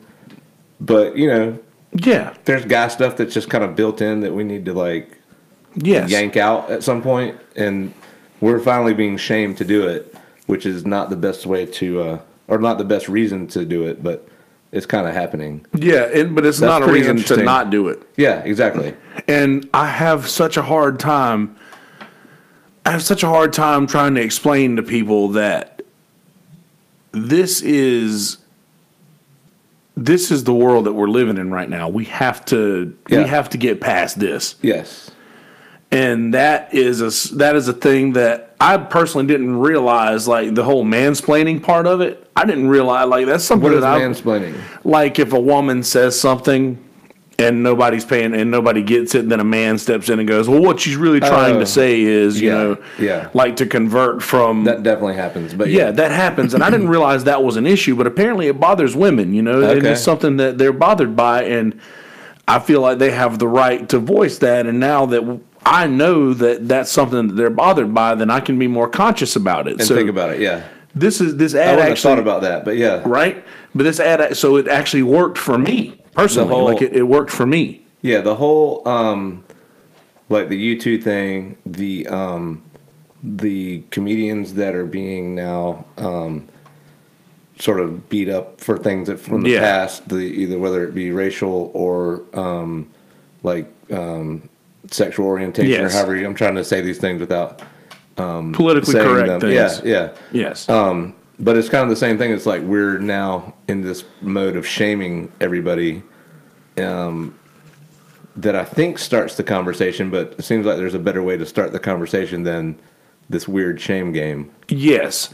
And I'm not out here to shame anybody, but I will say, and I've said it several times even on this podcast recently in regards to this, like, if this is the sort of thing that you are bothered by, or if you have an issue with what they're saying, then you're probably who they're talking about. You're the problem. Yeah, exactly. Yeah, I think that is like, it's sort of wholesome. One of those, it's kind of eye-opening, kind of good message. I don't think there's anything wrong with a good positive message. And same here. I don't know that it's attacking all men, or like, is it all men that shave? Well, not even that, but it's like if it were attacking all men, I made this point in the podcast with Seth. If it were attacking all men, would a woman not have been the one to step up and say, nah, bro? Yeah, true. But it was a dude that said, nah, bro. That dude is kind of the hero of the thing. Yeah, exactly. There's some dudes that get it. Yeah. And some that don't. Yeah, I think that's about right. I've asked everybody how they felt about this on the podcast since it's come out because I want to get a broad. That's how little I watch like TV. I just don't ever see commercials ever. Yeah. But then I do see like the backlash from them on Twitter or that's what led me to watch the ad. Funny. I was like, so this thing. So I get all these people who are talking shit about this ad. Like, I mean, these are people whose opinions that I respect. Yeah. And I'm like, I want to know what the deal is with it. What really made me watch it was Joe Rogan said, why are you crazy? You calling guys like, you crazy? You calling men like just we're all a bunch of savages and shit like that? So he didn't like it.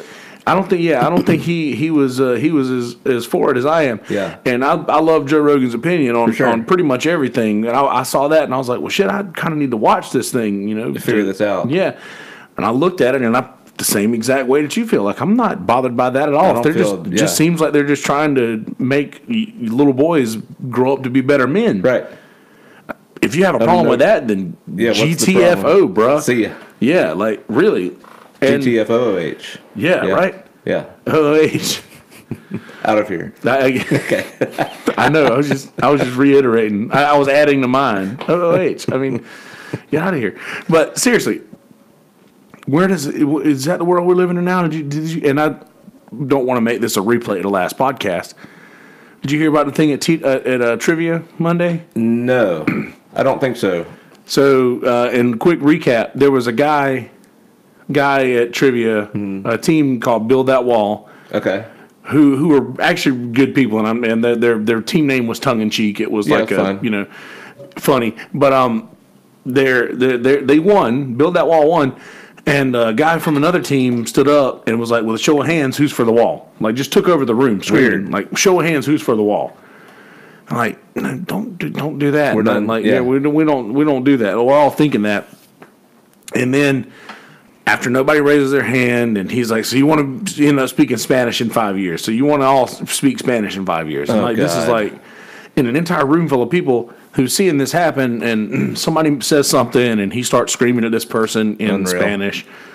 And then Patrick Hanna shut the fuck up to the dude. Right. And we're all thinking it. And Patrick says it. Then a dude comes over and starts screaming at our table. Like, well, what are you going to do? Like, what are you going to do? And then an entire room full of people basically like turned on this one guy. Yeah, and like it was racism. It was like legitimate display of racism.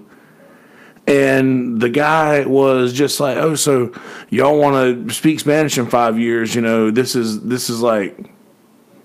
just where we're going." It's bizarre. And an entire room full of Creek Rats and Creek Rats regulars and like just Southern people who like saw this thing happen and like took a big stand against it, which is awesome, in a big way. Which is like that's a W. Yeah. That is a fucking W in my book. Definitely in a very very Republican state and area for them to stand up for that. Yes. Not only that, and I have to say this. Even if they agree with the wall part, they didn't agree with the shit that came with it. That's exactly what I was just about to say. Like I would say that 90% of the people who stood up, the regulars that stood up against this guy were confirmed Trump supporters. Sure. I know that they are. Yeah. Because I've had this conversation with them before.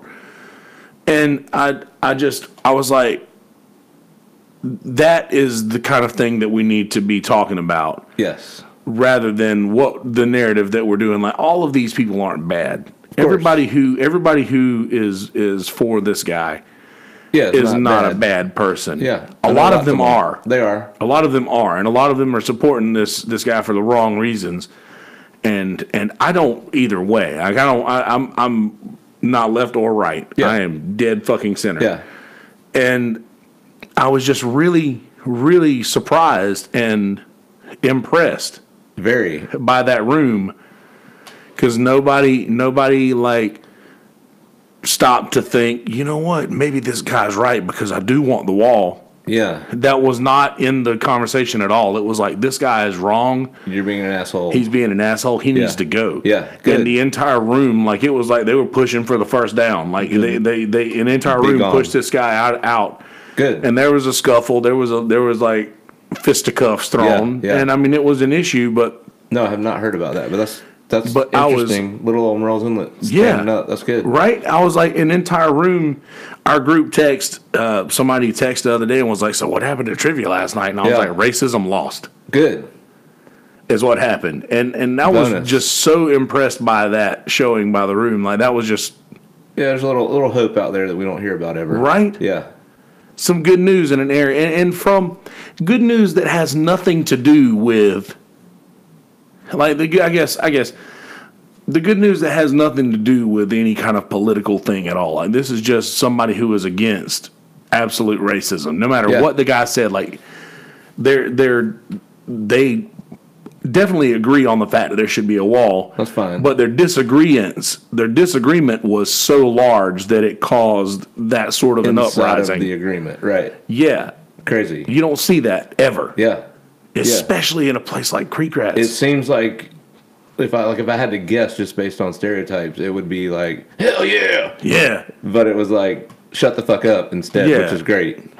Yeah, exactly. It was like, and not only that, Noah was like, dude, I'm just so worried, like, this is all these people, they see trivia come in there and they're not used to trivia, it's like not their thing. And I was like, dude, they were supporting you, bro. Like they were like on your side. Like this was your show. Yeah. Talking to Noah, like this was your show.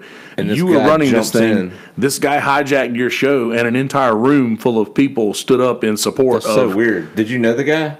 Yes, he's Okay. been coming to trivia. I don't want to name any names. Oh yeah, that's fine. Or, I'm just curious if y'all knew him in general. yeah, he's been coming to trivia for a very long time, Yeah. and it's his entire him and his brother and father play trivia with another person who we know very well. Yeah.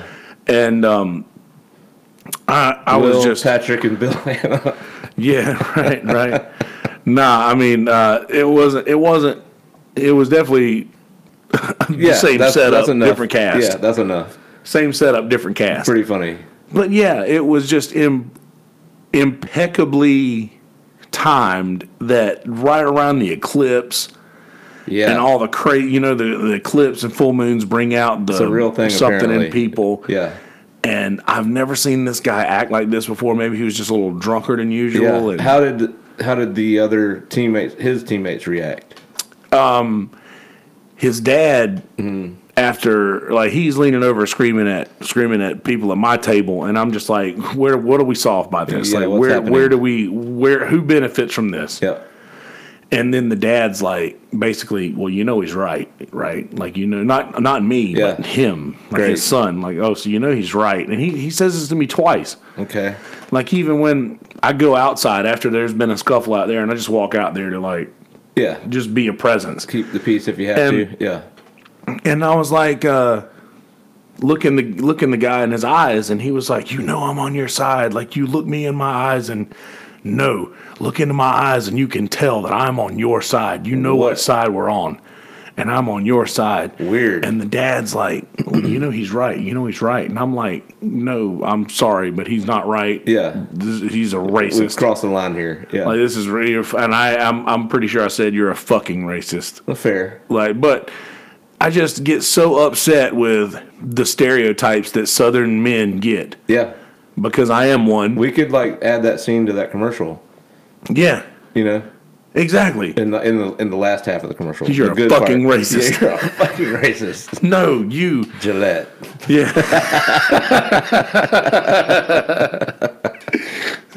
But seriously, though, I was just not. I think I was more upset.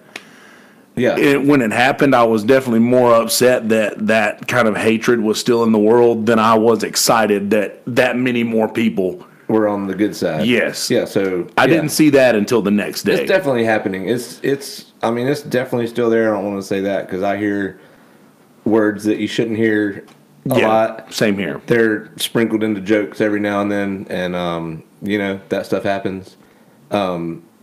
And so, but it's definitely out there. And then you can also tell when you do hear stuff like that, if somebody is legitimately using it as something funny.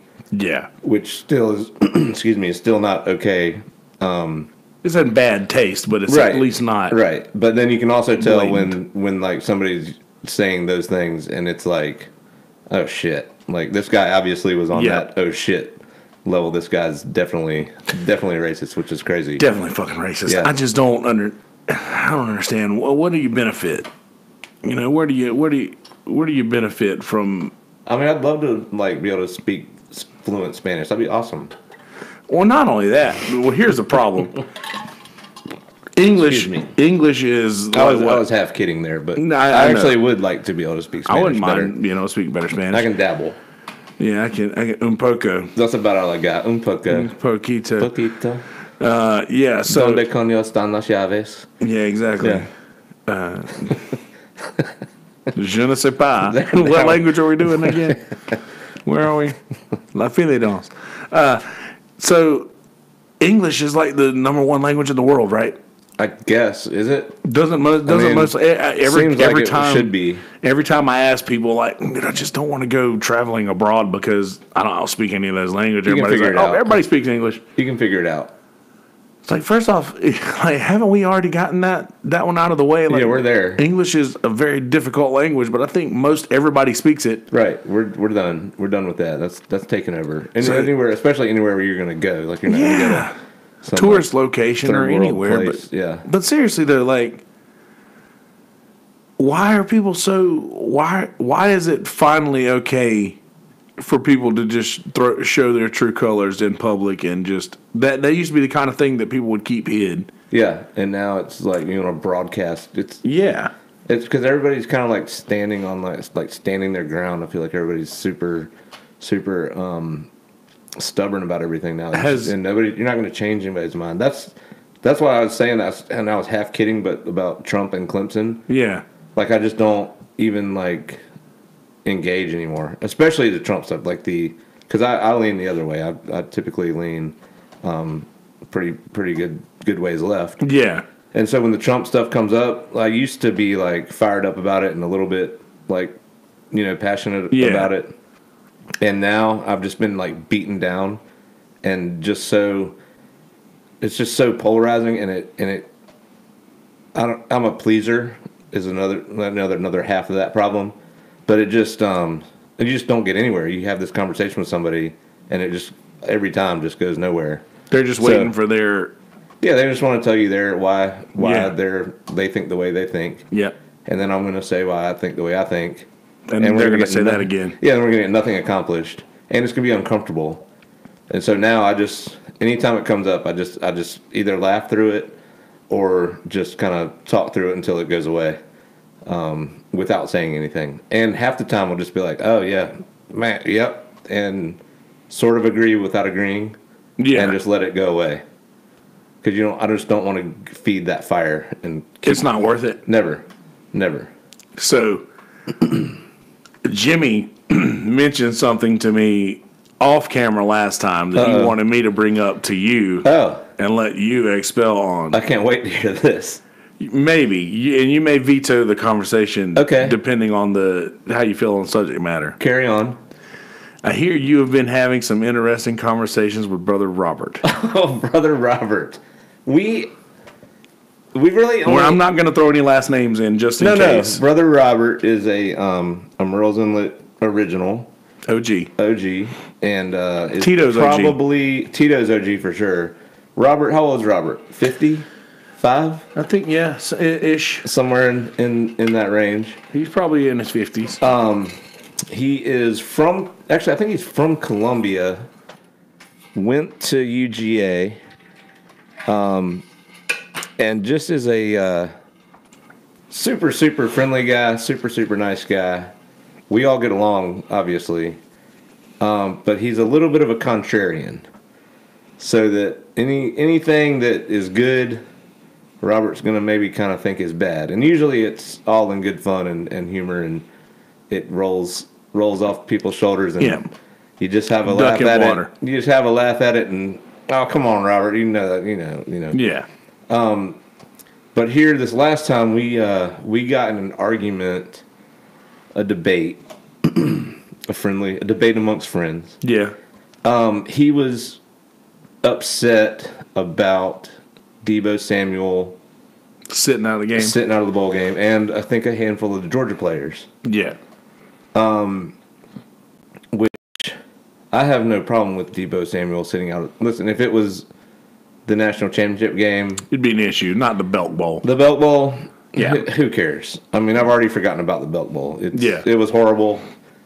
And how'd that go? I can't remember this. I know we scored 0. Just fucking with I know we scored 0. I can't remember what they scored.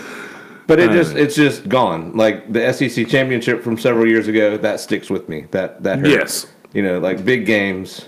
Okay, but the Belk Bowl against Virginia. Yeah, who gives a shit? Like, Alabama, we got beaten badly by Ole Miss, I think, in a bowl game. Like nobody cares.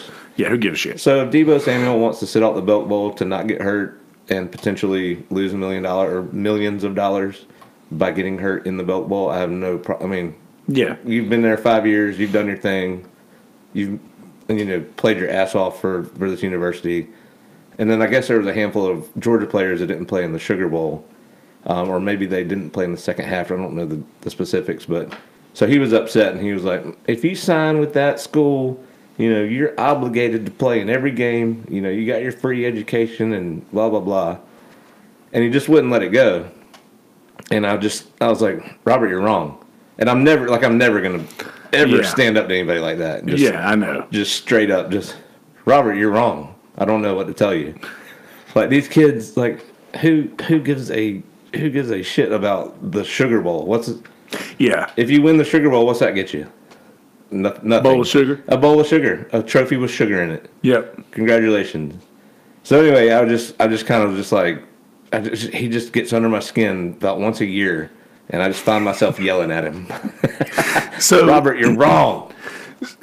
All right. So it was that. Is that where it ended? How far did it go? Yeah, that was about after? it. I mean, we were just kind of back and forth, and then he's obviously being stubborn about it, and And you're being right.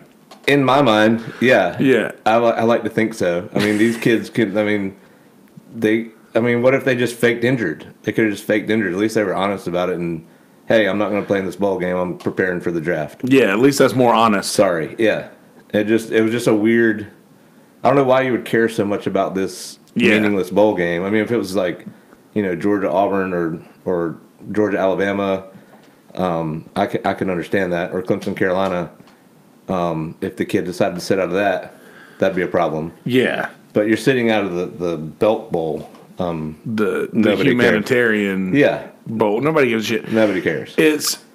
That's what's very, and I felt the same way that Robert did in the beginning. Yeah. Like I was like, well, yeah, you're going to this school. You're.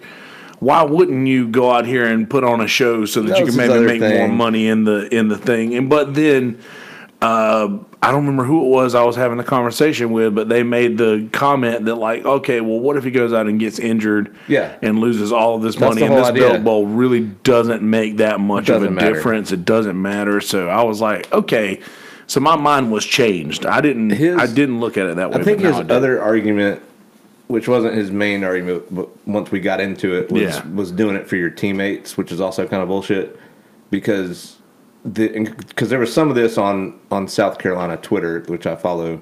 Most of the stuff I do on there is Gamecock related, just news and whatever. And so there was a little bit of blowback for Debo doing that from some of the fan base. Yeah. And like every single one of the players that commented back on any of that was like, I think the thing is secure the bag. That's the young kids' way of saying like, go get that check. Oh, secure the bag. Secure the bag. I hear that. Respect and like all this like respect stuff and whatever.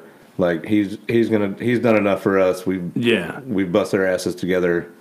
Go secure the bag. Yeah, we've done, and Debo is a standout football player. For sure. He's always been, and he missed half of last season. Yes, the second half, or really I hate that because I really feel like that he could have been a Heisman candidate if he would have just stayed healthy on. Since he actually did have to sit out half a season, it makes more sense that he would want to sit out of the Belt Bowl just because maybe he is injury prone. He's had, I think, 2 years in a row has had some injury, missed games from injury, so it just makes sense. Secure that bag. Let's go get paid. Let's go get paid. That's right. Well, that's not so bad. Jimmy was making it out like I know, it was like fine. But we were, we were both a little overserved and probably making it a bigger scene than it should have been. Overserved at Tito's? Here and there. Like, yeah, right there. This place, overserved? It's on the corner. It happens sometimes. Really? It happens sometimes. And I never thought in that room. Not in that bar. So strange. Everyone's usually calm, cool, and collected. Yeah, every time. There's definitely never anything going on. Are you aware of the newest dart craze at Tito's? The newest dart craze? Yeah, dart, like the game of darts. Yeah. Has really, really taken over Uncle Tito's. Is it like now everybody's in there to... I mean, it's like if you go in there from 4 till like 9, there is constant darts action and like money on the table. Take that, Adam Justice. Dude, Adam Justice is over there like just getting paid off the damn thing. He's like, dude, what am I gonna do? Buy a new dartboard and put it in there, and nobody's gonna fucking play as soon as I put it in there. I was like, no, man, you might better do something because I hear it's like doing crazy. Well. I don't know how much money goes in it, but a lot. I think they put a new dartboard down there, like they did, and it seems like there was one in there like 5 or 6 years ago, and then that one came back. Yeah, but never ever played it. Yeah, and this time for whatever reason, the dartboard showed up, and now it's just like. That's all we do in there is play darts. I throw darts pretty regularly. Yeah, here I've been playing a lot of darts now. lately. I played a lot in college and right after college. I don't throw those weak ass plastic peasant darts. Oh, you don't like that? You like those heavy metal tips? Yeah, those are much nicer. I got my shit set up right here on the wall. We don't need any metal tips in Tito's though. No, we do not. That's a bad idea. Yes, it is. Very bad idea, especially when you talking about Deebo Samuel in a fucking bowl game. That's right, exactly. See, you don't want to get in that kind of argument and have to stab somebody in the neck. I mean, shit, you might. But I will. But Robert, you hear me, Robert? So you said you had and we're getting closer to the 2 hour mark. Yeah, what are we looking at? You said you had a couple of things that you wanted to go over that you had made notes of. Did you cover I think we did. about? Let me just pull them because I know that the our different angles at Clemson was definitely one of them. Yeah. Wow. Because we have a big like. It's a different hatred, and it's not even like I don't even know if you hate them. You just have a. I'm getting some noise in here. You just have a different touch screen comes a different angle at them. The only other thing I didn't talk about was because you do the thing where you say like what you want people to watch in your like little intro. Yeah. The Bill Murray documentary. So good on Netflix is awesome, and worth. I think it's like an hour and 30 minutes. Yeah. Quick, easy, and really, really good. I wanted more Bill. Yeah, I did too. The story. The guy like kind of sucked out at the end. Yeah. It kind of left you wanting a little more. And like you didn't get your happy ending, but he kind of spun it in his kind of weird. Yeah. But the content of it and the storytelling I thought was really good. The whole "it doesn't matter." Oh yeah, that's my favorite. Is so good. You know, that's that was the mantra. A lot of people don't know this. I was in the Carolina band. My first 2 years of college, trombonist. Yeah. Yeah. Yeah. That's it. That's it. 7. See? That slide. Or no, is this way? Slide trombone. That slide trombone. Yeah. Yeah. Anyway, and that was like our mantra was it just doesn't matter. So like to kind of take the edge off of being like nervous about the halftime show or the pregame show or like missing your step or whatever. That was kind of the mantra was it just doesn't matter. And I really didn't even know where that was from at the time. I obviously learned about it later. But anyway, that the it just doesn't matter kind of intertwined throughout the whole documentary, which was pretty interesting. And then the other part that I love was that like it definitely didn't matter for Bill Murray. Not at all. But he was understanding that it like made like a world of difference, like changed these people's lives for him to just pop up into their just random scenario. Yeah. And like made them like just like made their night or made their week or life or whatever. Him talking about showing the home video of him sitting around with the family after dinner and just like being with them for an hour. Like this will keep these people alive. Yeah. And happy for the rest of their lives, just knowing that this night existed. This happened, yeah. Yeah. And then the one where he's just playing tambourine randomly with that band in these people's house. And the cops. The cops come. He's like, "Come on in." No, he never stopped. He never stopped playing. Walked up to the cops. Right up to him. It's like, dude, I'm sorry. You're gonna have to turn it down. It's like, officer, Bill Murray's I here. couldn't make this up, but Bill Murray's in here with the band. You're more than welcome to come in here and tell Bill Murray to stop. Please come on in. Hilarious. Cops end up hanging out and shit. Go tell the neighbors to shut the fuck up. Sticking around. Yeah, Bill Murray's over there. Let him have it. Let him have it. That would be good. So, I have watched that. Also watched Murder Mountain yesterday. I watched that whole thing yesterday. I watched that too. It's really good. Bro. Crazy. The cops. Crazy. They don't give a fuck. Not one. Well, so the thing is, back when I was in college, I used to dabble in some weed here and there, and still do from time to time, 3 or 4 times a year or something.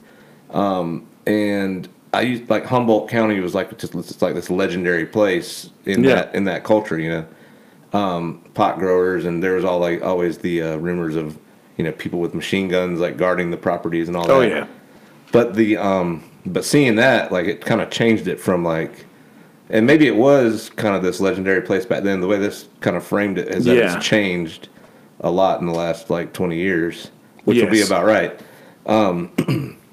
But so the cops' angle is these people haven't wanted us up here for 50 years. So now You want us up here, and sorry about your luck. Yeah. You know?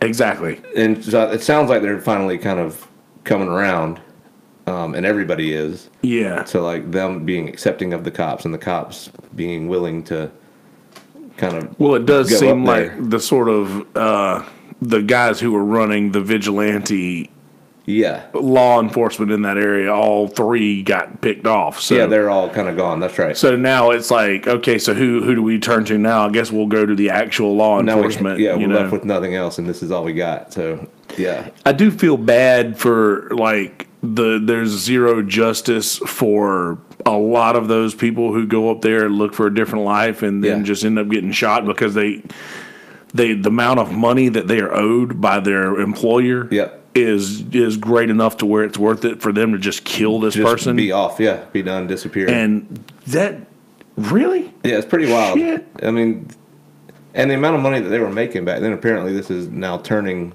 against them with the legalization, which the amount of taxes that they have to do to get the proper licenses and all that. But it was that was a really interesting watch. That was one that you could sit and watch. There's a lot of stuff that's on now. You put it on the background and go about your day, but that was one that you actually I was interested in watching that.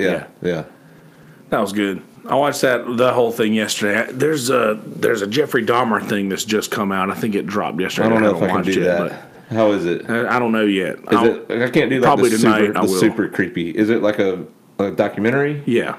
I can probably do a documentary. I can't do a horror flick. I heard you talking about like in the horror flick. I think we're talking with Jimmy. I love the horror movies. Can't do it. That's and going back to the thing I was saying with Jimmy, like I felt like I was coaxed into having to watch the comic book movies because I'm not getting my horror movies. Now it's like they see that comic book movies are making all the money. So let's just make more of those. And no more horror movies. I'm losing out on the movies that I want to watch. Yeah. Like I really like scary movies. Yeah. And now for every time there's a comic book movie that does really good, that means there's a horror movie that's not going to get made. Yeah. So you're kind of getting screwed on that end. Yeah. Now I'm having to just rewatch The Conjuring over and over and shit. I don't do comic book movies or horror movies, so I'm all the way out. The comic book movies are fucking good. Worth watching? Yes. Okay. And I've got I've spent Smitty. I asked Smitty. I was like, dude, give me an order to watch these things in. So he sent me an order, and then I Googled order to watch comic book movies in, and the first thing that came up, I clicked it, and it was the same exact list he gave me. So he could have just maybe he got the same Google copy and pasted. Yeah, perfect. So I can send you the order to watch them in. But dude, they're available on Amazon and Netflix and all that for the most part. Yeah, for the most part. Yeah. Every now and again, you might have to pay $3.99. Yeah, pay the $2 to watch it once or whatever. But you only have to watch it once just to get the storyline. Yeah, but I was very, very impressed with the Marvel comic movies. I'll give it a shot. The DC, and I love Batman, and I'll always watch all the Batman shit. But not the rest of the DC shit. I don't know if I've seen any of those. If I had to, maybe one of the very first one. I don't think I've seen any of the Iron Man movies or any of that stuff. But I'm not against it. It just doesn't grab me when I see it.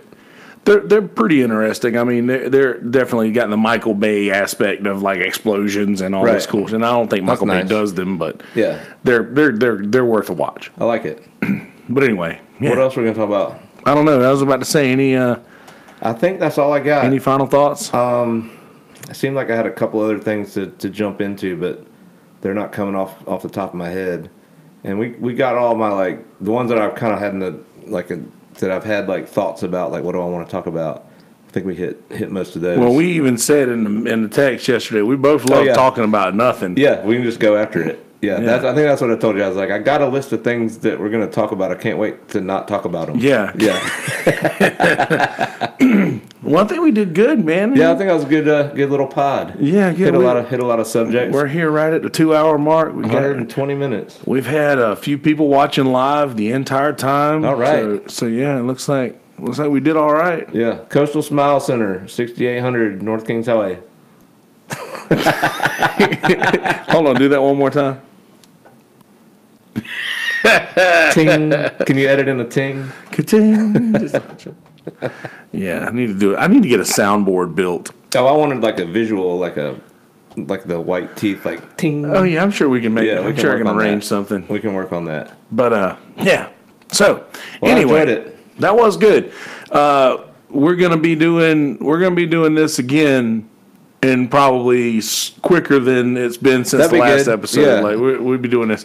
I like the fact of how I show up, and it was on your birthday, I think. Yes, it was. It was on your Couple Sundays birthday, and ago. you were like, yep, I'm down for the. I don't even know what date you said. Like mark me down for this day, and I was like, all right, man, let me look, and then the shit, and I was like, he was like, no, but seriously, though, we're gonna do it Wednesday. So I make sure we're gonna do it Wednesday, and this was a couple weeks ago. So I was like, I just want to make sure. I mean, I know you're drunk right now, but I just want to make sure to reconfirm that you remember that we really a talked thing. about doing this. yes, I'm in. So once good. you get past that first one, I was really nervous the first, probably the first like half hour of the first one.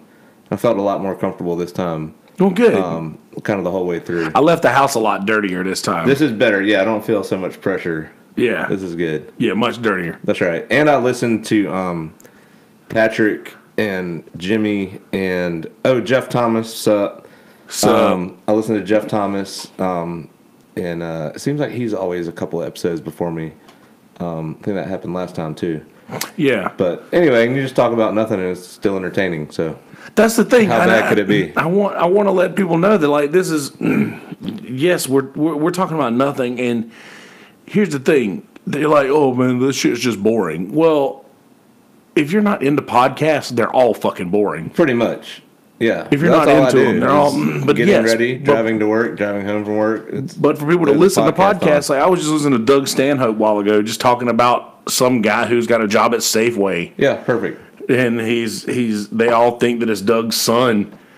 I mean, he's just who cares? But Nothing. it's interesting to hear these people who I respect their opinions and just talk about random shit. Opinions and a story here and there, and yeah, I'm listening. Yep, good shit. Good deal. All right, well, probably running towards the end of the song, ladies and gentlemen. YouTubers, hang tight with me for just a second. Hang tight with me for just a second, YouTubers. We're going to get some intro shit going for you and giving you some links to click at the bottom of the page. Clicking them links at the bottom of the page. You're going to click subscribe. Get that number high. Hi. Get the number high. Gonna click subscribe. Be good people. Don't be a shitty person. Peace, bitches. Deuces. All right, YouTubers, hang tight for just a second. Let me get this intro rolling. Hey guys, how you living? You doing well? Good, glad to hear that. So in this episode, Brother Wes stopped by to talk about all sorts of things. I think we came out of the gate talking about all kinds of nonsense. I'm not going to give you any spoilers. I just want you to listen to this episode. It's really good. We talked about the Gillette commercial halfway through. We talked about how both of us, me an Alabama fan, him a Carolina fan, talked about how our outlook on Clemson is very, very different, but somewhat similar, and all sorts of good things. So yeah, I'm not going to drop any spoilers out here for you. I just want you to listen to this. It's a very good episode. Also, please go to the Facebook page, MI Stuff Podcast, Facebook, MI Stuff Podcast on Instagram. Click like and follow respectively. Follow the Twitter. MI Stuff Podcast 1 on Twitter is our Twitter handle. Do that. And go to YouTube, Kelsey Hudgens, KELSEYHUDGINS, and click subscribe. Fight. No. Fuck, man. Really? Please do that. Please share all of the things if you wouldn't mind. I'm going through now and I'm taking interesting parts of the episodes and breaking them into like little 10-minute clips. And I'll probably be doing that one with this one as well. So definitely expect more of that coming to you in the future. I think that's all I got for you. Oh, watch the...